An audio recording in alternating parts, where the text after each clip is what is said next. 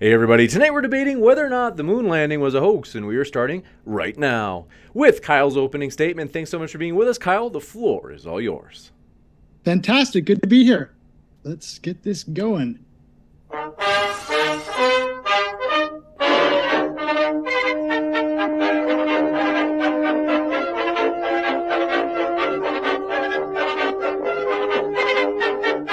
Yeah, you're crazy. No, actually, I just said objectively what the study of natural science is, and that's the only thing relevant to this entire discussion because you're making engineering, all that's natural science. Okay, natural physical science is the only thing relevant to this conversation because you're making physical claims. We have an agreed upon parameters. We have a verification method. It's called the scientific method in natural physical science. And I've explained objectively what it is, and you've argued about the interpretation, saying that you could never, ever prove a cause. And I'm sure you're under the philosophy that you can never prove anything. Science doesn't prove things, and that's just that's a scapegoat, right? It's a scapegoat. What? So so then by deduction, there is no scientific proof of the globe model. Please? There's no scientific proof of anything. We could all just be in a brain. Wait, can you just answer directly though? So that would mean by deduction, there's no scientific proof of the globe. Yes, there's no scientific proof of anything. Science doesn't prove anything.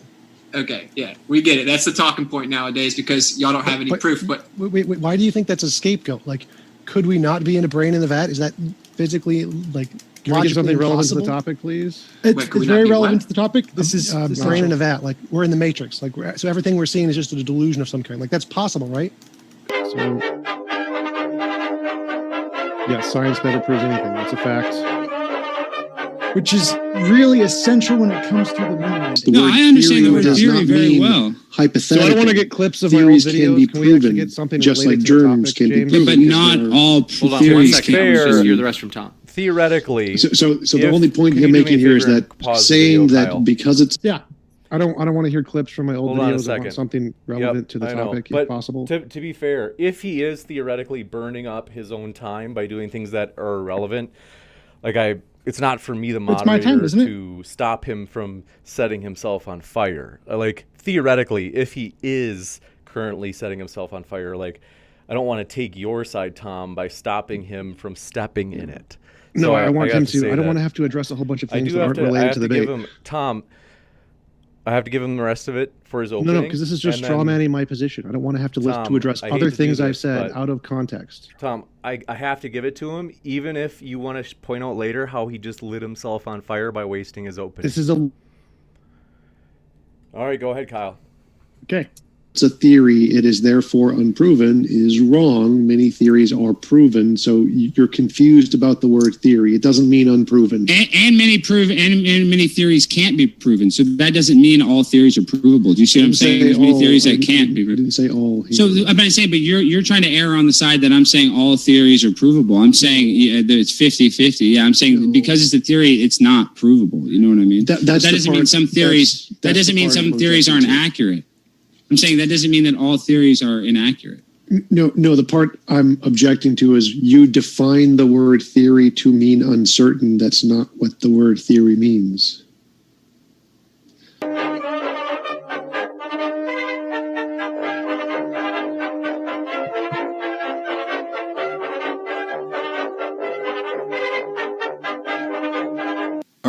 Here's a peer-reviewed journal article written by a teacher of the teachers in the Journal of College Science Teaching, and it says, a gentle reminder that a hypothesis is never proven correct, nor is a theory ever proven to be true. In other words, it is saying science never proves anything. And it goes so far as to say words like prove, correct, and true should be removed from our vocabulary completely and immediately. And it isn't just an isolated statement, but Forbes magazine over there calls scientific proof a myth. And Scientific American says, if you say science is right, you're wrong. It is very much a mainstream belief these days. So, if you choose to agree with mainstream doctrine, you are going to have to admit that there is no scientific proof that we landed on the moon whatsoever. Yeah, you can claim that you have evidence for the moon landing, but you have to acknowledge that it is non-convicting evidence. In all, you're going to have to acknowledge that your belief in the moon landing is nothing more than faith. As in, a confidence or trust in NASA and those who partner with them, and that it is a belief that is not based on proof. Yeah, you could say that you have evidence, but that kind of evidence is not the same thing as proof, which is why I referred to it as non-convicting evidence. You could say that this picture is evidence that the moon landing might have happened, but you have to acknowledge that it, along with the other moon footage, might have been staged using practical effects. So long as you claim science never proves anything, all of your arguments will boil down to, we should trust NASA because of X, Y, and Z. And if I wanted to play that game, I could represent the opposing view and say, we should not trust NASA because of X, Y, and Z. For example, I could point to Cindy Holland, who is a former NASA employee who testifies that we did not go to the moon. I could also point to Mike Helmick, who is another former NASA employee who says the same thing. I could also point to Gus Grissom, who I know Alex Stein mentioned to you before. Gus Grissom was the Apollo 1 astronaut who famously hung the lemon on the command module, after which he was killed by being locked inside and burned alive. Kyle. After deep investigation on the matter, Grissom survived.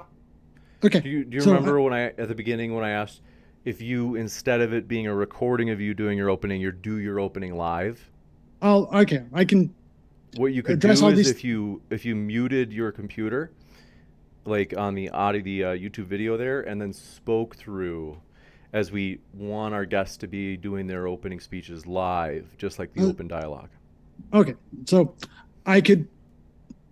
essentially what I'm saying here is when it comes to evidence that the moon landing did not happen, I could point to Gus Grissom, I can point to Cindy Holland and the other NASA whistleblowers, and then I can also point to Kathy O'Brien, who was a MK Ultra survivor. And Kathy O'Brien said that the MK Ultra experiments both took place at the NASA headquarters and they were conducted by NASA themselves. So that was really convicting evidence for me, but I'm not here to just, say, okay, well, you've got all this evidence that says that the moon landing didn't happen, and I've got all this evidence saying that the moon landing didn't happen. I'd rather focus on proof, scientific proof. And the question here with TJump is whether or not he believes scientific proof actually exists or not. And if he does have scientific proof, I would love to see what kind of scientific proof he has that the moon landing actually happened. Now, when it comes to scientific proof, I would like to point out the vacuum chamber. One of my favorite instances is what happens to a balloon in a vacuum chamber. That balloon expands, and in this instance, it's filling up the entire thing. But when we put it into a tin can, like a soda can, that soda can is going to expand as well until it explodes, as you can see there. So when it comes to soda cans and vacuums, I have to point out the lunar lander and what that's made out of, okay, and just how thick the lunar lander was, which is comparable to a soda can. The lunar lander has got a very thin wall. Yeah. And so that lunar lander is going to pop up like this, right? It should explode in the vacuum of space under that kind of pressure. And we also have the astronaut suits themselves, which would expand until they explode. Why are the astronaut suits themselves so thick when the lunar lander has such a thin skin? So there's a huge difference right there. So here we have them moving their hands up and down, right? And so when you put like a vacuum, just put like 7 pounds of pressure sorry, it's not a vacuum, but if you put 7 pounds of pressure just in a basketball, that thing is pretty firm, right? And so this is like quite a bit more than 7 pounds of pressure on a astronaut suit. You shouldn't even be able to put your arms down in that. So here I have the instance of the astronaut in the vacuum chamber. Am I okay to let this guy speak for himself here? Sure. Okay. His experience being one. As I stumbled backwards, I could feel the saliva on my tongue starting to bubble just before I went unconscious. And that's kind of the last thing I remember. Essentially, he had no pressure on the outside of his body, and that's a very unusual case to get, and there's very little in the medical literature as to what happens when you have that. There's a lot of conjecture, that your fluids will boil. Within 25 seconds, a co-worker sitting in a partially pressurized antechamber and wearing an oxygen mask was able to dash in. Just the speed at which they were able to get some. Okay. So, yeah, just the speed at which they were able to get someone in there was really fast. Like, yeah, really, really fast. And that tells you that it wasn't even that strong of a vacuum yet. It in just over a minute. It's much. So I've gone and talked to actual people who professionally work with vacuum chambers, and it takes them hours, like 12 hours, to get a vacuum chamber all the way up to pressure, and then to decompress it. Yeah, it takes quite a while, and much faster than you would ever come down in an airplane. It would really hurt your ears if you did that. So you also have to worry about things like the bends when you do scuba diving. That's a decompression sickness that definitely can kill people. And so when his suit suddenly loses pressure because it popped under the kind of pressure, yeah, when they jump in there, if it goes really fast, yeah, that person could die from oxidization of the blood. Not to mention you have to, okay, so. Which can. Miraculously, LeBlanc had already regained consciousness.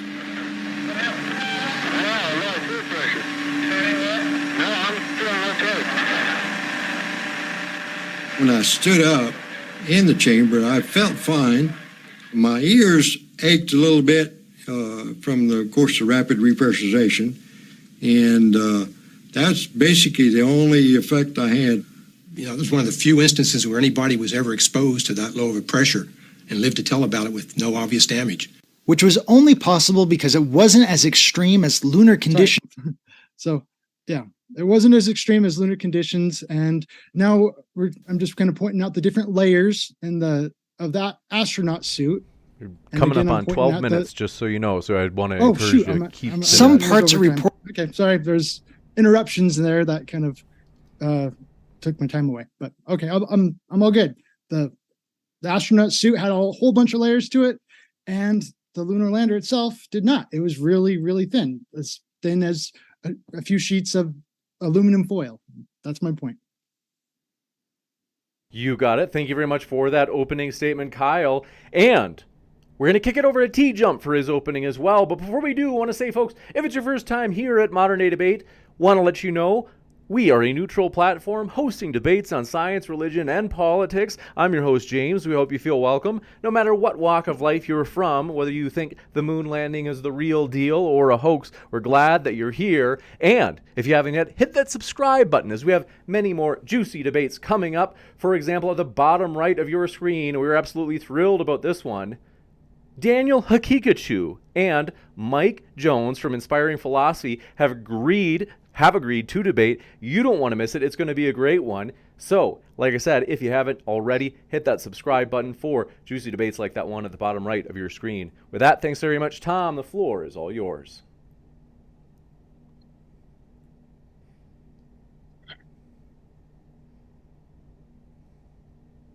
Let's see. What the? All right.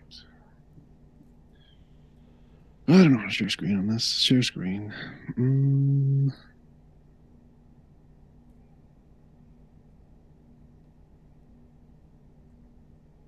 Is that it? Nope. In the meantime, I want to remind you folks, a couple of quick housekeeping things. Our guests are both linked in the description box, as well as, this is a big one, folks, we're excited about it, at the bottom right of your screen, we showed you that upcoming debate between Daniel and Mike Jones at Inspiring Philosophy. But also, want to let you know, got it all loaded up? Ready? You got it. Floor is all yours. Can you hear it? No. We no? can't hear the video. All right. Exit. Stop share. Share screen. Share sound.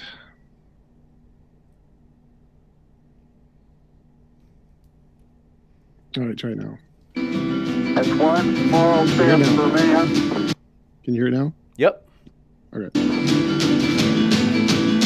One giant leap for man. Earth, Neil Armstrong became the first human to set foot on the lunar surface. The world discovered this monochrome landscape through the footsteps left by Armstrong and Aldrin. Beyond the technical and political success represented by Apollo 11's mission, it was an opportunity for the astronauts to gather samples and install devices for scientific measurements. In particular, they deployed a reflective panel no larger than a suitcase. 50 years later, it's among the instruments that continue to supply the scientific community with data.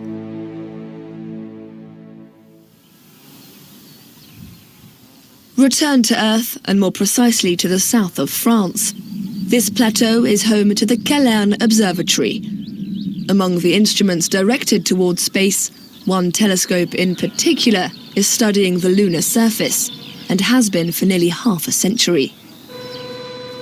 With a 1.5-meter diameter mirror, this telescope is equipped with a laser which enables it to measure the distance between the Earth and the Moon with great precision.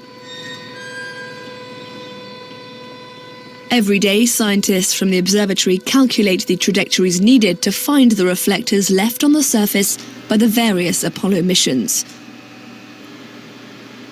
Over the years, the study has benefited greatly from technological advancements. 50 years ago, measurements of this distance taken by laser were accurate to within about a meter. Thanks to the evolution of technology that followed, our measurements today are precise to within a few millimeters, with an exactitude on the order of a centimeter. This exactitude is a little less than we'd like, due to misreadings caused by atmospheric interference. We have a lot of studies currently centered on the impact of the atmosphere on our lasers in order to compensate for these perturbations. On this June evening, moonrise is predicted at around 11 p.m. After calibrating the various instruments that ensure the stability of this extremely powerful laser, the operating team will need to reorient it towards the moon to begin collecting data. This laser, visible to the naked eye at night, produces 10 pulses per second. Out of the thousands of photons bombarding the moon, few will return to Earth and be captured by the telescope. A round-trip journey of roughly 800,000 kilometers that takes 2.4 seconds to complete. The observer on Earth must continually and manually correct the telescope's aim. In this way, they'll obtain an echo, a sign that the laser has succeeded in striking one of the reflectors left on the lunar surface. We use 5 reflectors on the surface of the moon, 3 of which were deployed by the Americans on Apollo missions, the first being Apollo 11. It's a panel which is 50 centimeters squared and which was equipped with 100 corner cube reflectors. Corner cube reflectors are devices which, unlike regular mirrors, can reflect light back in the direction it came from. When one looks at this kind of object, one will see the center of their own eye reflected back, which is exactly the kind of passive system used on the moon. There are 3 American reflective panels from Apollo 11, 14, and 15, as well as 2 Russian rovers, Lunokhod 1 and 2, which were also equipped with this type of system. Measurements collected by this observatory, in conjunction with an international network of observation stations, have improved the database which feeds the research of scientists around. All right, that's all I really need right there. So that proves for a fact anybody can go to rent one of those observatories. There's particularly one I found. It's the Mount Williams Observatory. You can rent it for nights. You can use the laser. You can bounce it off of these 5 reflectors, and you can find for a fact that there are human devices on the moon that can be provably there that anybody can go find. That debunks literally everything he said in 5 seconds. Done. With that, want to say thank you very much to our guests for those openings. We're going to jump into the open conversation, but first, want to let you know, as you can see at the bottom right of your screen, we are currently working toward meeting 1,000 followers on TikTok. The reason is that unlocks us being able to live stream these debates just like this one on TikTok. So if you haven't yet, I just threw that link to our TikTok in the live chat, and Surgeon General has also put it. Thanks very much. Appreciate that in the live chat, Surgeon General. That TikTok link for Modern Day Debate is also in our description box. If you want to follow us there, that helps us expand our neutral platform, as we want to give everybody their fair shot to make their case on a level playing field here at Modern Day Debate. So thank you very much, gentlemen. The floor is all yours for that open dialogue. Okay, so we've got common ground that science can prove things and that Jacqueline McLaughlin was wrong. So no, science cannot prove things. Science. You just said that was proof, though. Sure, it's proof you're wrong. Science doesn't prove things. I can prove you're wrong. Okay, so you can prove I'm wrong, but that's not a scientific claim? No, that's just you're an idiot. That's all that is. So yes. It's not okay. Now that's just that's not science proving things. That's me proving you're an idiot. That's all that is. Okay. Yeah, that's all you've got. It's just vowels. Okay, whatever. Oh, no, I proved you wrong. I literally provided a scientific experiment anybody can do. You can go rent an observatory to prove that there are reflectors on the moon, which debunks everything you said. And then I called you an idiot. So an ad hominem is when you just say you're an idiot, therefore you're wrong. It's not the same thing. It's still it's still a foul. It's not. No, it's not. Do you have any evidence? Do you want to do? No, it's not. Do you want to respond to the thing that just proved all your worldview wrong? Yeah, it's really simple. Okay, like they were able to bounce lasers off the moon before they ever claimed to do that. How does that compare? You claim that never happened. No, they could not bounce lasers off of 5 reflectors on the moon in particular directions. They could bounce lasers off the moon before they ever claimed to have reflectors on the moon. No, they could not bounce lasers off of reflectors that reflect back where you pointed from, where you pointed from. Okay, you haven't really provided anything other than NASA says so. That there. No, this is something you can do. You can go rent this and prove it yourself, and people have done this. So that's like corroboration from multiple sources that people do in college all the time. So this is, you've been debunked, not just NASA says so. This is everybody that says so because you've been debunked. And the point here is that those reflectors, they reflect light back from where they are sent from, which means you can confirm this from multiple different observatories. Now, if you just flash a laser at the moon, it won't reflect back directly at you. It's going to reflect in different directions. What happened back before. Stop talking and listen to my words so you know why you're wrong. So when you reflect a laser off of the moon, for it to go directly back towards the sensor, you need a device that sends the photons directly back to the sensor. It doesn't just naturally do that. To do that, you need a device like the one shown in the video, which is a man-made device, which there's 5 of them, and there's only 5 locations on the moon where this happens magically for some magical spooky reason. Guess what? That proves we've been to the moon. Debunked. No. Yeah. Yes, debunked. Okay. Yeah. Debunked. No. Yeah, just because you say so doesn't make it so. No, this is proven. You can, again, I gave you the resources to check this yourself. So. You're just saying so. Yes, that you can rent an observatory and do the experiment yourself. Yeah. Anybody can do this. Okay. When you go to the observatory, okay, do you see any laser actually coming back? Like with your eyes, do you see it coming back? Or does an observatory just say, you don't need to see things with your eyes. You just hit you can see it with the computer. You can bring your own computer. Really? A computer can do it, huh? Yes. Yeah. You can bring your own computer that's you make yourself and say, does it read back sensory data of lasers coming back to the sensor? Yes, you're debunked. Okay. So it's kind of like one of those little pop-up toys. If I push a button, all of a sudden I've got Big Bird popping up out of the toy. And because that Big Bird's popping up, oh, look, if you're so dumb and don't know how to make computers, that's the best you can do, I guess. But if you learn how to do computers, they just give you whatever information they want to. No, you can bring your own equipment, bro. Use your own computer, bro. Yeah, they don't give you any equipment. They don't just make things like hack your computer to give you data, bro. Where does the data come from? They give it to you. No, they have a sensor. You can rent the sensor and you can hook it up to your computer to give it data. They don't control the sensor. Sounds like you're making stuff up right now. Like, have you ever done this before? Yes, I have. You can do this before college. You got video footage all the time. You've been debunked, bro. I don't think so. Yep, you can too. I Mount Wilson Observatory. You can rent the laser, you can rent the device, and you can show the results. Anybody can. Because the device just gives you numbers and says, "Hey, look at this." So I can draw a stick figure. Well, your ignorance of not knowing how devices work isn't evidence that it doesn't work. Oh, that's another red card there, buddy. No, that's just a fact. If you are too ignorant to know how devices work, that's another red card there, buddy. Hey, they don't work. Moderator, do we have any kind of penalties for this stuff? That's not an insult. That's just the truth. If you don't know, if you're ignorant of how a device works, that's an insult. That is not evidence the device does not work. That's just a fact. Like, what about that sentence did not make sense to you? If you are ignorant of how a device works, that does not show the device does not work. Which part of that are you objecting to? If you don't know how a device works, that doesn't mean it doesn't work. Yeah, I get that. Correct. There you go. That wasn't hard. We got you there. Applause. Okay. So that was your argument. So you debunked your own argument there. Thank you. What was my argument? The fact that you don't know how a device works because they're being controlled by the NASA conspiracy. Therefore, it must be a lie. That's called a straw man because I never made that argument. That was literally your argument. You're saying they're giving you the data. You're saying the NASA shields are controlling the device and giving you the data, even though it's your computer. Yeah, no, you don't know how the device works. Okay. The device gives you data, right? Do you agree on that? Yes. The device receives data and puts it on a screen for you. So you can gives it to your computer. And so if it says, okay, well, you do these things just right, and then this is going to happen. So it's one of those pop-up toys. Yeah, that's how science works. You do an experiment, you have a result, and then it gives you a consistent result. That's science. Science is good. Yes. Okay.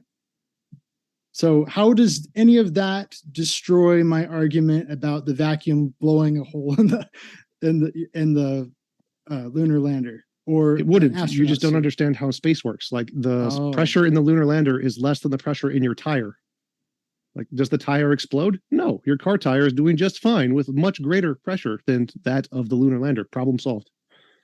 All right, that right there proves to me if it's really got that little of pressure inside the lunar lander, that is proof that it's impossible. It didn't happen. You put like that much pressure in a balloon, and the balloon expands.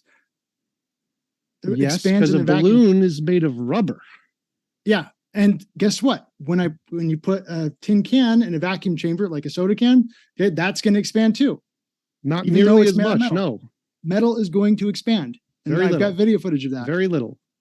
It's enough to blow a hole in the thing. Yeah. No, you can design it so it can expand and not blow a hole in it. That's not hard. It's not hard at all. Like, I don't even know what you're talking about right now. It's gibberish. That's because you didn't watch. There's no law of physics that aluminum kind of with pressure on it will explode. There's no law of physics that says that. You can make composites that don't explode. They can hold stronger weights. They don't really need to because it's not really that much pressure. And obviously, like a pop can is not the same kind of aluminum as used in the space station. So obviously, they're not going to have the same tensile strength. Like, do you not know any of those words? Okay, so yeah, you're just saying, oh, well, it's strong enough that we just kind of, a wizard did it. A wizard did it. No, I'm saying that there are multiple kinds of metal. Not all metal is a pop can. So putting pressure on a pop can and seeing a pop can explode is not evidence that any metal in space would explode. That is a stupid It's going to argument. expand, and that it's expansion does not mean explode. Things can expand when not explode. Okay, when it expands and can't contain, when there's more outward pressure than there is the tensile strength, as you described it, then it's going to explode. Right, which is why we have more tensile strength in the space station than the amount of pressure inside of it, so it doesn't explode. Problem solved. Ta-da! Science magic. Whoa. So, why did the astronaut suits have to be so thick, and yet the walls of the lunar lander, why were they allowed to be so thin? For lots of reasons. What is that? Why is this relevant? Because that right there is kind of a contradictory statement. No, the spacesuits aren't made of metal, bro. They're made of cloth, bro. Cloth is not as strong as metal, and so if you want to have the same tensile strength of a piece of cloth as you do a piece of metal, you're probably going to need more cloth. Like, what? How is this hard? This is not hard. Okay, it should be expanding, right? It's got a lot more flexibility. Should be a lot more like that balloon. So we use, again, so I think I covered this, the part where you have objects with tensile strength and you put enough tensile strength so it doesn't explode. That's the whole solution to the problem here. And then you get the problem with being able to move your arms up and down, right? No, that's not a problem. Your arms are going to get really stiff. No. It's like a basketball. No, it's not a problem. You put like 5 pounds of pressure in a basketball and you lose flexibility of the basketball. It's because a basketball has no joints. If you have a joint that can swivel, then you don't have that problem. You can like move your hands and moving. Yes. Okay. Like your elbows, are able to move their elbows to swing a hammer, right? Yes. So none of that is a problem. Because you said so. No, because it's not a basketball. A basketball is a single piece of object that doesn't have any joints. If you put a joint on a basketball, like suppose you cut a basketball in half, you like put like little rollers on it and then glued it back together and then remolded it up. You could twist it. It wouldn't be hard. You just twist it. Problem solved. So if you have twisty points, you can have like twisty points on the sides and then twist those like the little arms, then twisty points on the fingers, and those can twist too. It's not hard. Yep, they've got twisty points on every joint on the astronaut suit, right? And that's how they did it, is kind of Mr. Roboto style on swinging that hammer. Yes, that's how Kevlar works. It's flexible. Flexible things can flex. Yes. Yeah, if it's flexible though, then you've got the flexible basketball. Sure, you can have a flexible basketball too. Like those are easy. Just don't make them out of solid leather. Problem solved. Like there are flexible basketballs. They're very squishy. Yes, you can squish them. Yeah, Kevlar is a lot less flexible than leather is. No. Yeah.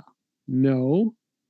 Like your ignorance of how these materials work is not actually evidence here. So yes, Kevlar is actually extremely flexible. That's why it's so good against bullets.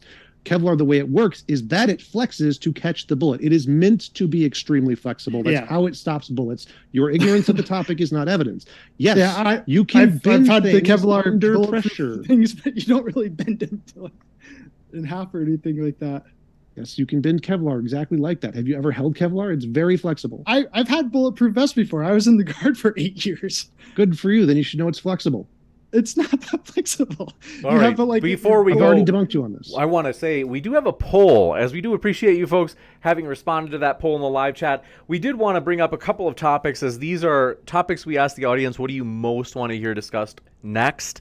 One is, are the moon landing photos forgeries or fakes? No. The vacuum just proves that they are fake. And you've got the testimonials that these things happen. That's all evidence, right? Do you agree that a testimony is evidence? Sure, like the testimony of the thousands of people who worked on these and the testimony of the dozens of astronauts who said they were there. So if you want to count testimony, I win because I have more of it.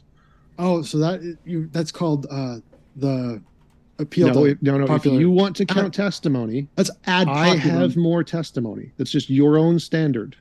Let's add your own standard. No. Okay, I'm just defining the definition. If you want to define testimony as evidence, I have more astronauts who give testimony. I'm not disagreeing with that. There's no argument there. Okay. But yeah, that doesn't make it true. Okay. Saying I have more testimony. We're not counting testimony as evidence. It is evidence. But then I have all the evidence. That's why I didn't really like lead with that. You have two options here. Either we accept testimony as evidence, in which case I have a whole bunch of experts who have testimony, and you have like a couple deluded people, and I win. Or we don't accept testimony as evidence, and I have actual things that we can verify today, like lasers on the moon, and I win. So either way, I win. You can pick whichever one you want to go. There's a difference between convicting evidence and non-convicting evidence. Do you agree? Sufficient evidence and bullcrap? Yes, I agree.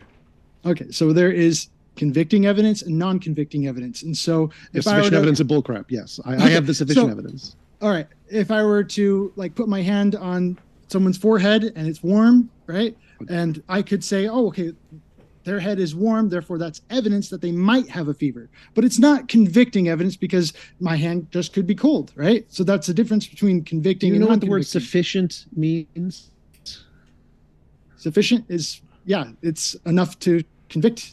Right? Congratulations. You're just repeating the same point we've already agreed upon. Yes, there is a sufficient evidence and there is bullcrap, insufficient evidence. Yes, we agree these are two things. I have the sufficient evidence. Sufficient because you have more of it, right? If you want to count personal testimony as evidence towards some kind of sufficient basis, then yes, I have more of that. You have more of it. Yeah. In terms of the actual photos, though, Kyle, I think people would love to hear, are the photos forgeries? More detail on that. Because I think we skipped over to like different kind of indirect arguments for them being forgeries. In terms of addressing the photos more specifically. All right. Well, there are, a lot of people like to point out like the high level of detail in the photos. And I just look at the high level of details and say, hey, that can't happen in a vacuum. The vacuum chamber would affect the gelatin inside the layers of the film. And the yeah, it's gonna. Have you not looked at what the film is made out of? You can actually still buy the film today. There's gelatin in the film, and that gelatin is going to get affected by the vacuum. Not to mention you have to worry about cold welding, which is going to affect every part of the camera. And every time those astronauts are falling down directly on that camera and smashing that camera lens right into the ground, that right there is going to damage the kind of quality you can make. And so you can point at all these great high, really good detailed photos, but those are evidence that the moon landing did not happen, because you can't take that good of photos under those kind of conditions. Okay, you've got yes, you can. Like none of that's hard. Like there are many ways to do that. In fact, the gelatin was specifically designed to be in space. So saying that space would affect it just means you're again ignorant of how it works. So yes, it's fine. It works fine in space. No problem. Totally fine. Okay. You can actually buy it today. I'm not done. I'm not done speaking yet. Shh. Secondly, the way space works is that there's less interference. And so because there's less interference between the photons of light being bounced off the object and the camera lens, would actually be more detailed than a photo in the atmosphere. What gibberish are you talking about? Of course there's high detailed photos of space. Okay. This doesn't mean that they're fake because you don't understand how the mechanics works. Again, this is you don't understand how the machine works, therefore it's fake. Okay. Those are just again your argument for ignorance. Okay. You don't understand is an ad hominem. That's an ad hominem. No, it's a fact. It's a fact. It's not an ad hominem. Because you say so. Because you say so. Yeah, yes, because you think the gelatin would be affected by space. It's not. That's not how it works. So obviously you must necessarily be ignorant of how it works. Therefore, you're ignorant of how it works. That's assuming things. Premise conclusion. Yeah, you don't know what I know, and so that's kind of how it goes. But I know what you just said. What you just said is wrong. You can actually buy the ectochrome film today, and you can actually put that ectochrome film into a vacuum chamber and see that it actually gets damaged by the vacuum chamber. It's testable. You can do it yourself, right? Sure, and it'll work. You can do it yourself. You can do it yourself. Yeah, yes. It's provable. Yes, and it works. And we do it today, and it works. It still works. The pictures still work. Yeah, and you can't take high quality photos. Yes, you can. In a vacuum chamber. No, you can't. You can do it yourself. Yes, you can. They literally do this all the time. It gets damaged. We have vacuum chambers. We do this. It gets damaged. No, it doesn't. I've never seen a photo of a vacuum chamber be damaged because of the vacuum, because literally they account for that. You haven't looked into this yet. Yeah. No. I've looked into this a lot. They take lots of photos in vacuum chambers. That's one of the things they're commonly used for. They are not degraded by the vacuum. They are. They are not. Provable. I can show you pictures. So photos from vacuum chamber. Right. Let's see here. We got photos from a vacuum chamber. Here, this one's from a nuclear reactor. This one's from a Large Hadron Collider. I'm not seeing any degradation. These are very clear photos. Yeah, I don't think those are taken with ectochrome film, though. Okay. Right? If you take a digital camera and stick it in a vacuum chamber, it's going to be a little different than putting ectochrome film. Ectochrome films in a vacuum. University of Pittsburgh. Oh, these are pretty clear photos. I don't know what gibberish you're talking about. I don't think they're quite as clear as the visor photo. They look perfectly clear. I see no degradation in the photo whatsoever.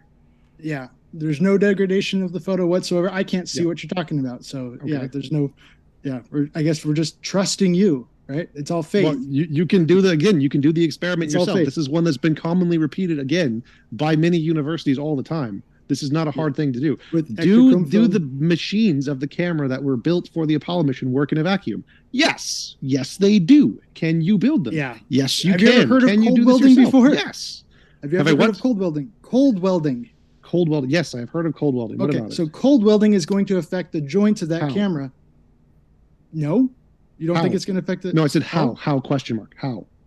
Well, there's no oxygen in between the two, and so you got two layers right next to each other, and they end up getting stuck together because of the cold welding. What cold welding? It's space. cold welding affects plastics, and it also affects metals. What cold welding? If I put two objects in space, they don't magically cold weld together because they're in space.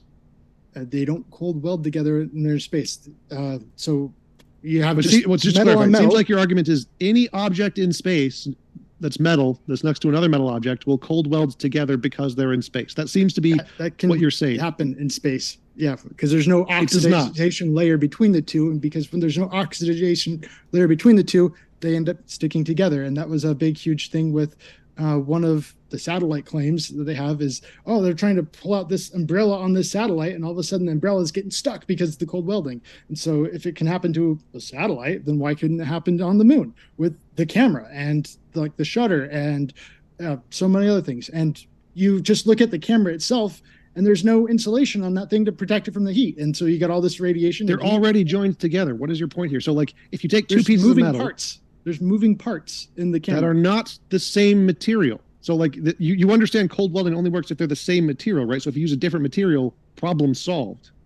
Yeah, I get it. Yeah, but there's still joints that are in there of the same material. The joints are already connected. Like if they're already connected, they can't reconnect. It's like do you think like it's just if you have a screw that's of a single material, it's all just going to turn into a blob in space? No, it has welding doesn't mean melting. Parts that hold it together. I never claimed that the screw would melt. Okay, so an object that is connected by a joint that's been welded together already isn't going to cold fuse into a different shape because it's already connected, like a screw is already connected, right? The screw is already connected, yeah. Right. So it's not going to cold weld if they're already connected. Yeah. Already connected. There's nothing to... If the screw is going into something of the same material, then it's going to cold weld to that material. No, you're not understanding. So like a screw is going to maintain its shape in space, right? Yeah, that's not an argument. Right. So if you have two objects that are welded together before you go into space, and you bring them into space, and they're already welded together, they're not going to cold weld into a different shape. They're going to maintain their shape, aren't they? Yeah, they're already together. So why would... Like the shape of a camera, for example. Okay. So there's moving parts within that camera, right? Which are not the same material. So... Problem solved. Yeah, you'd have to have the visuals for that. Because what? Cold welding only works when you have two metals of the same material. So if you have a different material, problem solved, right? So all of the metal in the camera they used a different kind of metal with each piece in the camera. Is that your claim? Sure, that would be really easy to do, actually. You could just like offset, use aluminum, titanium, aluminum, titanium, aluminum, titanium. That'd be really easy to do. And so you're claiming that they made this special custom camera. Well, they did make a special custom camera specifically for space. Yes, duh. And they tested that out and put that in the vacuum and said, okay, well, yes, we got to make sure literally that's literally what they did with all of their equipment. They built a specially customized thing. This is why it cost so much money. Tested it out in a vacuum chamber to make sure it worked, and then brought it to space. That's the order of scientific experiment. They did it. They tested it out in a vacuum chamber. Do you have any evidence that shows that a report saying, okay, the vacuum chamber test for the camera was done on this day before Apollo 11, and this is it? Or are you just making stuff up? Let's check. Vacuum chamber test. Neil Armstrong practices in vacuum chamber before Apollo 11. Yes, I do. I do have sources for this. Do you want one specifically for the camera?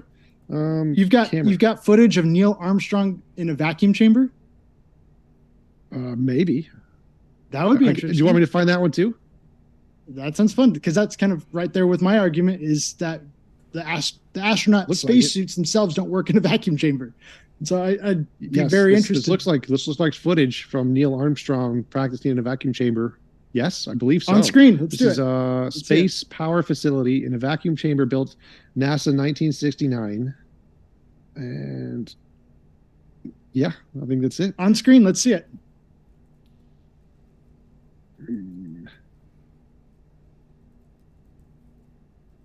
I do this again. Share screen. I'll have to share. That's a vacuum chamber? Yes, this is a vacuum chamber.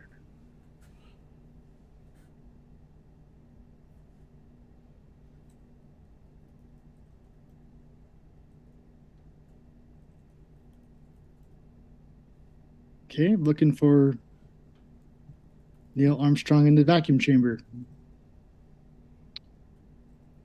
Well, Neil Armstrong shows up over here. This is him putting on the suit. He's putting on the suit.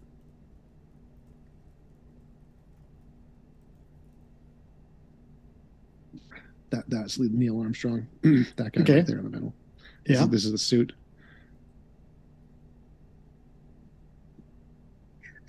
So we're kind of waiting for him in the vacuum chamber. There's the vacuum chamber. See, that's the big door for the vacuum chamber. Yeah, it's not going to work. He didn't have his helmet on that whole time? Well, if the door's open, then it's not pressurized. And you do know how a vacuum chamber works, right? You have to like close the door first. Yeah, that's what I'm waiting for. Well, there's the pressure. I can't even see that. There he is. He's in the vacuum chamber right there, and there's the little camera. Where? Right there. You see the TV screen? That's a picture of inside the vacuum chamber with Neil Armstrong in the vacuum chamber. Is it? Go close up. Yes. Yes, it is. I can't see it. There it is. There you go. Neil Armstrong in the vacuum chamber. That's showing him on the TV. And that's not a TV. This is a camera looking down from above in the vacuum chamber. That's the vacuum chamber. Okay. That's from inside the vacuum chamber. It might be, or it could just be like a screen above the vacuum chamber and a camera looking through it. I'd like to see him like actually do some moving around a bit. He is moving. What are you talking about? He's holding things. Yeah. How do you even know that vacuum chamber is pressurized? Well, they showed the pressure. Oh, because they had a meter that shows that you can't even see. Like we looked at the thing, but you couldn't see any numbers on it. You can see the numbers on it. What are you talking about? What numbers? All you just see is white. 55, 54. Or maybe it's because it's going through Zoom. I can see the numbers. It says 60 in the bottom right, 0 in the bottom left. It goes in increments of 5 around the edge. I just see white. Okay, that's probably just because of Zoom or something, but I can see the numbers. It's on 35. It's 35, whatever metric they're using. I think it's PSI. PSI. And how does that compare to with the vacuum of space? Like which one is greater PSI? Greater PSI? Clearly, PSI is in space is like 0 or something.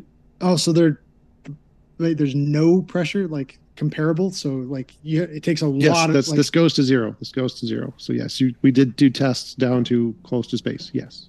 Okay, so what you're showing me right here is not comparable to space. It's like. Yeah, this is it getting to the level where they get him into it. So it has to go down, starts at a high number, goes to a low number, and gets to space conditions or close to space. Okay, so we're not seeing him in space conditions. We're just kind of watching him go. No, we are seeing him in space conditions. This is the beginning of the video where it's going down. Okay, well, where do we see the space conditions? When we saw him moving around. Again, you can replicate this. We can rent a vacuum chamber. You can use a. You can walk in. That's Mark Sargent's big game changer right there. He's like, if you want to prove it to me, I want to be in a vacuum chamber. That's Mark Sargent's. Yes, you can rent a vacuum chamber. Yes. That you can walk into with 2 astronaut suits, and he's like, astronaut suits are going to be a little more expensive to rent, but they are rentable, I imagine. That would be interesting. Yeah, that's Mark Sargent's #1 thing right there, saying, hey, if you can go in with a vacuum chamber with me, we experience this, and I don't die, then that's all it would take to convince him that the moon landing. Yeah, it was plausible. Cool. So, industrial vacuum systems for sale and rent. Yes. Oh, that's a vacuum space suit for rent. I know that SpaceX has them.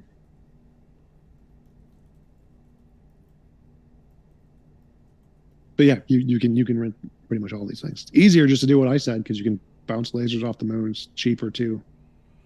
Bounce lasers off the moon and that you don't ever see coming back from the moon, and you still don't claim again you're not understanding how science works. You don't need to directly observe something for it to be a thing. Like indirect observation is a thing, just novel predictions. That's how they work. Yes. So that's kind of trusting things. Would you agree? No. That's faith. You don't think that's faith based? No.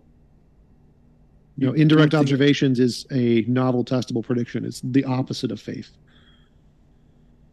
Okay, so if Mr. Sensible walks up to me and says, my cat does not eat food, and that's it's